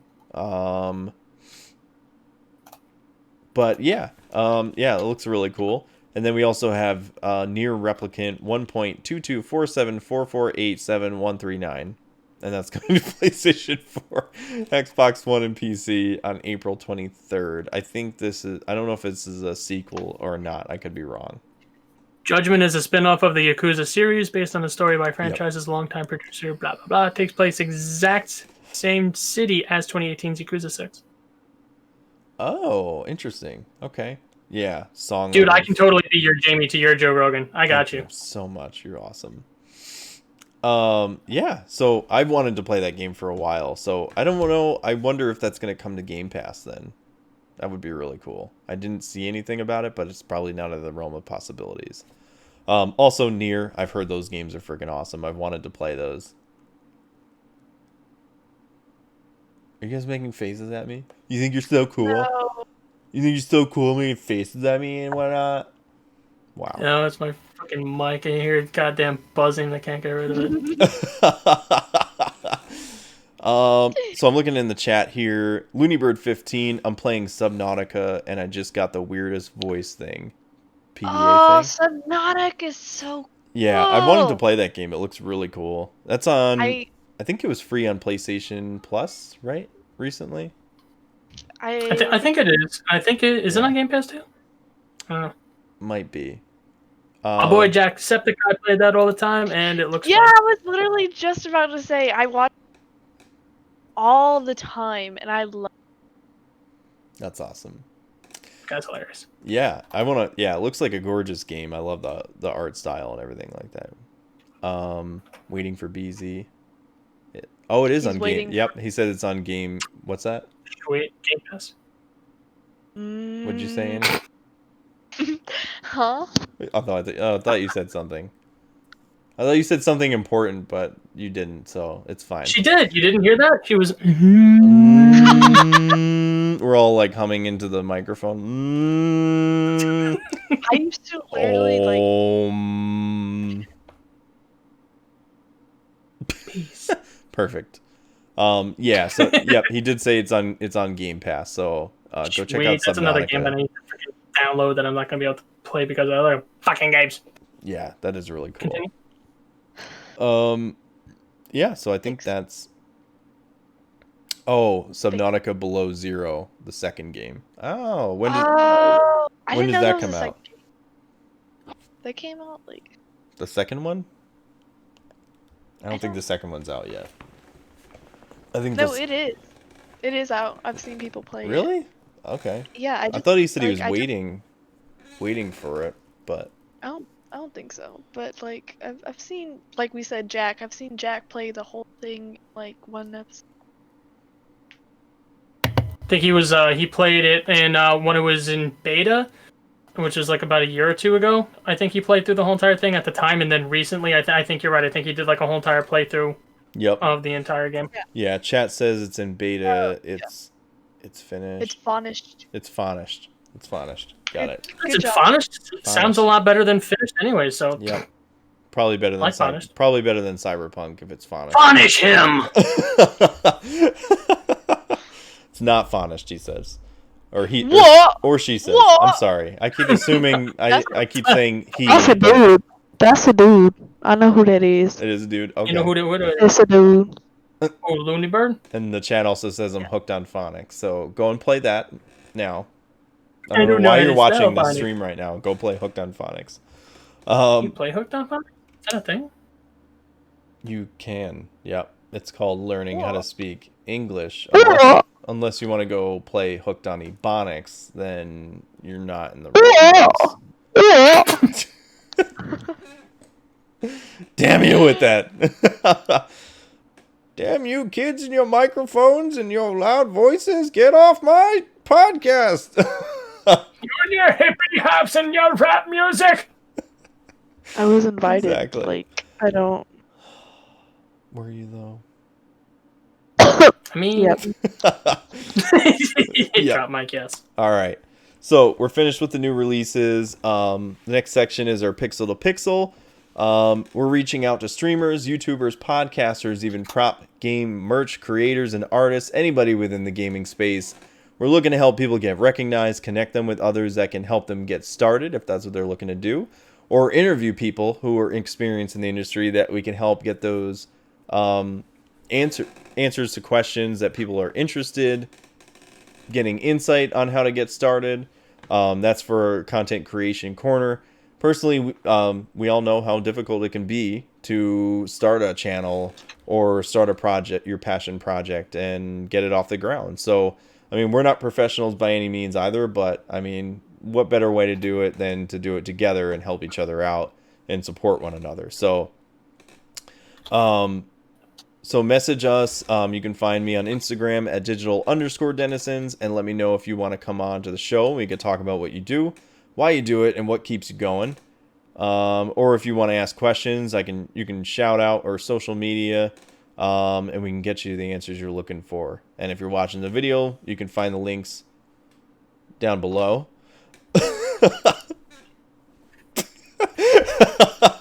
Also, AJ's is over there. Annie's is over there. So I would That's my music cover piece. That's right. I'd also like to make a few mentions with the people that we're working with and people that you may see on the podcast from time to time. We have Just Your Average Channel and Fanboy and the Snob. That is Chad McPaquin. No, it's just Chad Paquin. Oh, he's really killing you now. Chris and Chris B. They run the podcast that covers games, comics, movies, TV, and other relevant, non-relevant topics. I will be going. I've been on their podcast before, so I may be on from time to time or whatever. So keep an eye out for that. You can find them on YouTube. There are two separate channels on YouTube. And you can also find them on Instagram at JYA Channel and find the link in their bio for their link tree. They have the audio podcast on Spotify, Apple, Google, and Overcast, as well as Twitch. And they also started the Great Nerd Debate, which me and AJ have been on. Leslie and Matt have been on. This handsome devil up here. How you doing? And Leslie. Leslie's been on there. So yeah, and so please go check them out. Speaking of Leslie, she's part of the group. Hi, Leslie. She is one of our art connoisseurs here. Her company is Sector 7 Item Shop. She creates gaming related merch and art. You can find her shop over in the Sector 7 slums just around the corner. Hang a left and a dash up the stairs. She makes awesome art. As you can see behind Annie, that clock, yeah, she made that. So she makes excellent stuff. Fucking Keith face, dude. in the chat, Keith or Sutherland over here. Yeah, New Game Plus Network bros. Mom's cramping your style, guys. Beautiful. Thank you, Chadley, for watching. We're trying to shout you out, get you some listens, get you some watches. Not real watches, like what people watching, not the ones that keep time. We don't have any watches. Nobody has a watch here. No watches. We don't believe in those. I would never wear a watch. I would never once in my life have I ever worn one. Nope. But yeah, please go check out Leslie. You can find her on Instagram at Sector 7 Item Shop, and her link tree is also in the bio. She makes all sorts of gaming art. She made me my Cyberpunk, what do they call them? Not epoxy trays. They're the resin trays. Yeah, and I got a Cyberpunk tray. So, not that that says anything about me. We also have Matt. Yeah, you like Cyberpunk. Yeah. I like a lot of other things, okay? I'm not really obsessed with Cyberpunk, but I just kind of wear the shirts all the time. I have the jacket. I got my entire tray. Exactly. Okay. Exactly. I have a Keanu Reeves blow up doll. Not you, man. What? How'd you know about that? Oh, Who told you about that? Hey, Okay, good night. And he's out. We also have Matt Philandro. He is devoted Saint Retro. He also creates gaming art, but does more woodworking. Like Annie, if you're watching the video version, you'll see the controller stand that she's holding. And he does ones with like LEDs and all that kind of stuff. Super cool dude. Super cool stuff. And he also makes like the different game system signs, like NES, Super NES, or not NES, like Xbox, PlayStation. I mean, he could make anything if you want it, like have them make something that you want that he's not selling. Also has made AJ's sign there, which is pretty awesome. I'm just saying. Yeah, he does a lot of stuff. I'm fucking him and me at the same time. Right, exactly. He does a lot of stuff with like CNC machine work, which is awesome. I mean, it's very precise. Yeah, super cool. Dude, I love that. Perfect. I'm just gonna be like, like, listen, I'm just gonna drop this here and just like, if you like, you just say something, no? Exactly. Yeah, please go check him out if there's something that you want made. You can find him on Instagram at Devoted Saint Retro and his shop link at devotedsaintretro.com. And he's also started Twitch streaming from time to time, where we do like a lot of times we do like a group stream where it'd be like me, AJ, Matt, and Leslie, or sometimes Annie, sometimes B will hop in there. And it's a lot of fun. We're just basically hating on one another lovingly, if that makes any sense. So it's all, we talk a lot of smack, but, we all like each other. Shit! What? What? She's talking I smack kicked against your you. ass at Mario Kart. Whoa, young lady. You came in number 1. I came in number 2, and that's because I let you. Yeah, and I came in number 12, so what does that say about me? That you weren't, no. Exactly. Yeah. I'm not very good at Mario Kart. Never claimed to be. Told you guys that I sucked. But you guys made me play. You guys made me play anyway. Wow. It's because you had to. Yeah. Did I? I think. Not really, no. Okay. Anyway. Did I know? Did I, though? The next one we have is Josiah DeAndrea. Vile Shrew. He is a Twitch streamer and YouTube content creator. He's also been on the show. He's also my cousin. I love him. He's a great dude. Super funny. He kind of streams like different stuff from time to time. Like I think he was streaming the other night. What's that game? The Two of Us? Oh, yeah, I closed it. So I've been trying to close this fucking container for like the whole entire thing ever since I stopped eating it. So, anyway, ADD. What is that? It's like the divorce simulator. The Two of Us. It Takes Two, something like that. It Takes Two. Yeah, that's what it is. Yeah, it's like a platformer, but it's got a really cool story, like really heartfelt looking, really cool art style. But he was playing with his wife, streaming on there. Sometimes he'll do like a stream with his wife playing Fall Guys, and like they do all sorts of different stuff. He also does a bar stream. What is that? A bunch of is that wieners in a bag? No, is that a crawfish? No, it's crawfish.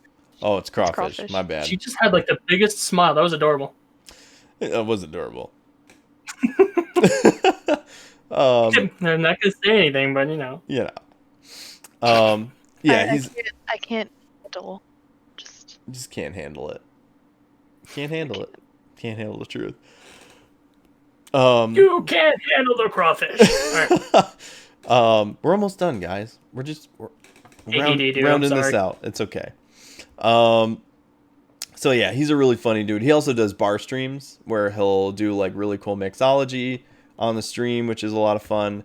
And make his wife drink whiskey, which is her least favorite alcohol, and watch her reactions to it. Yeah, it's just so funny. We also have we have AJ, who's part of us too. And as he mentioned, he has a shop through the Instagram where he sells gaming merch, tiny arcades. What's that? Oh. Oh. Yeah, so he sells the tiny arcades. He's got all sorts of merch. Candy, as he was eating out of his own stash today. I'm saying it's delicious. It is delicious. Hi, B. And so, yeah.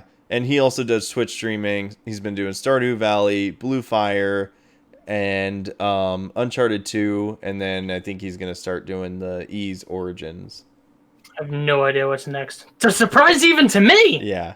I know. I'm trying to think of I got to focus on streaming my own stuff before I decide playing anything else. But but yeah, you can find him on Instagram, all4gamers, all4gamers.com, Facebook at all4gamers, twitch.tv/A4GZ, youtube.com/all4gamers, and I don't think I'm forgetting anything, am I? No, it's really about it. Basically, Okay. if you Google, All for Gamers or A4GZ, you're gonna see this beautiful mug. So, There you go. Exactly. We also we also have Andre Wenger, Fingers421. He's also a Twitch streamer. He does mostly Valorant. You can find him on Instagram at Fingers421 and Twitch.tv/Fingers421. And he is a funny individual. One of the funniest individuals I know. And that's my dude. yeah, even if you don't like Valorant, I think just for the comedy show, it's totally worth it. Great. I can't, I'm excited to actually have him on some point in time soon. I think it would be Dude, great. like he almost at a drop of a hat. If you ask him to come on, he'll come on. I know. It's so raunchy, but it's so worth it. Yeah. Well, I mean, as of right now, you just something to work out towards, and then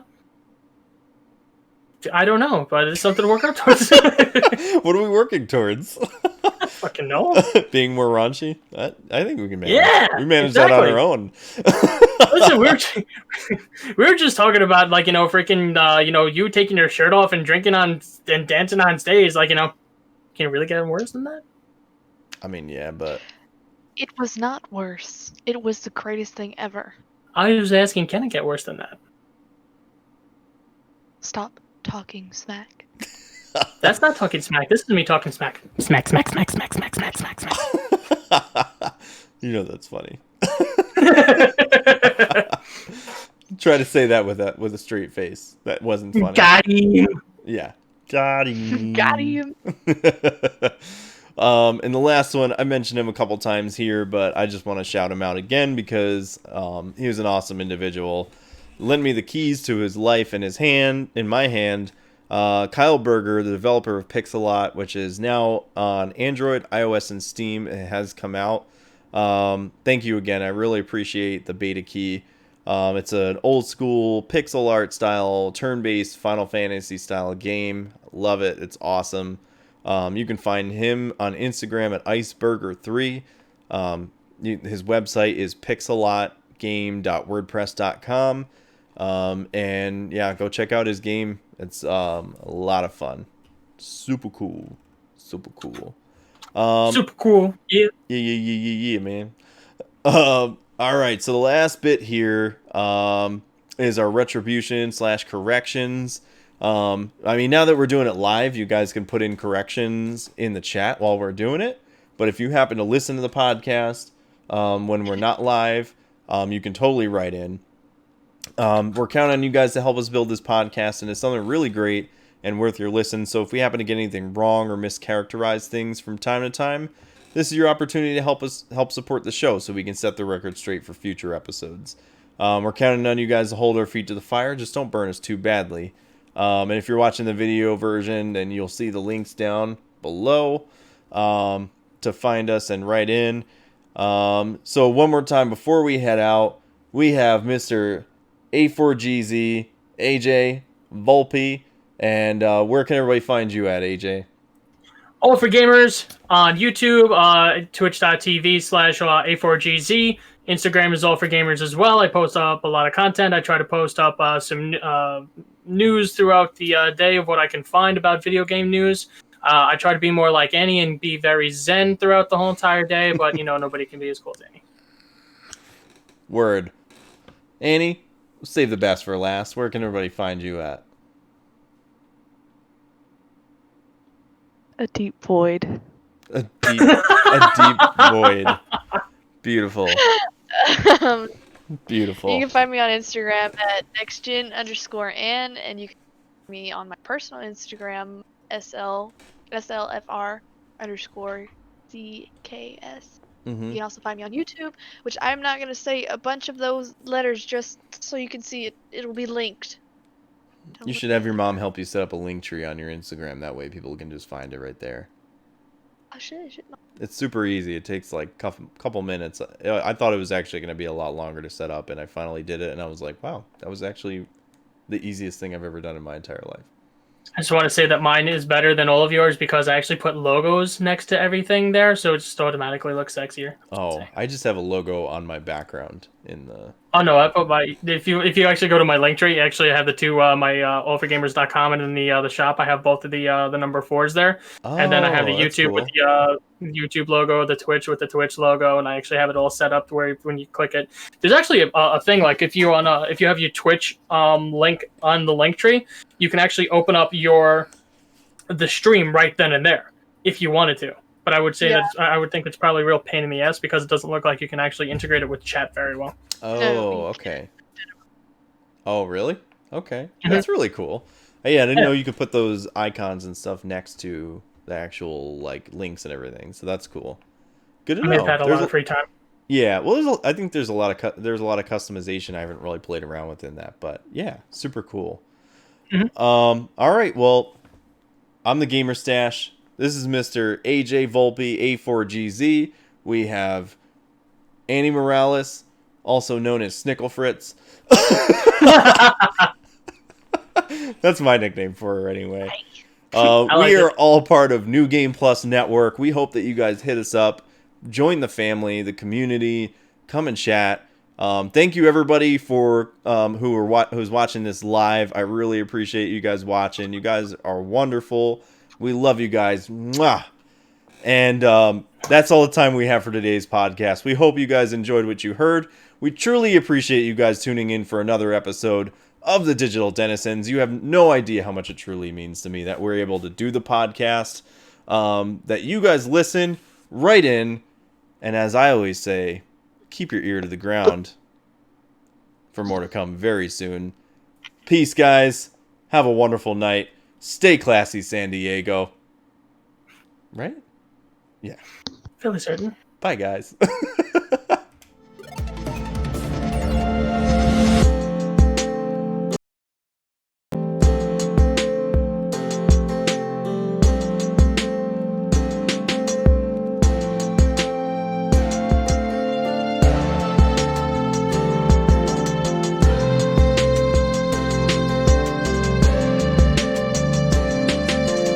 You are listening to Digital Denizens.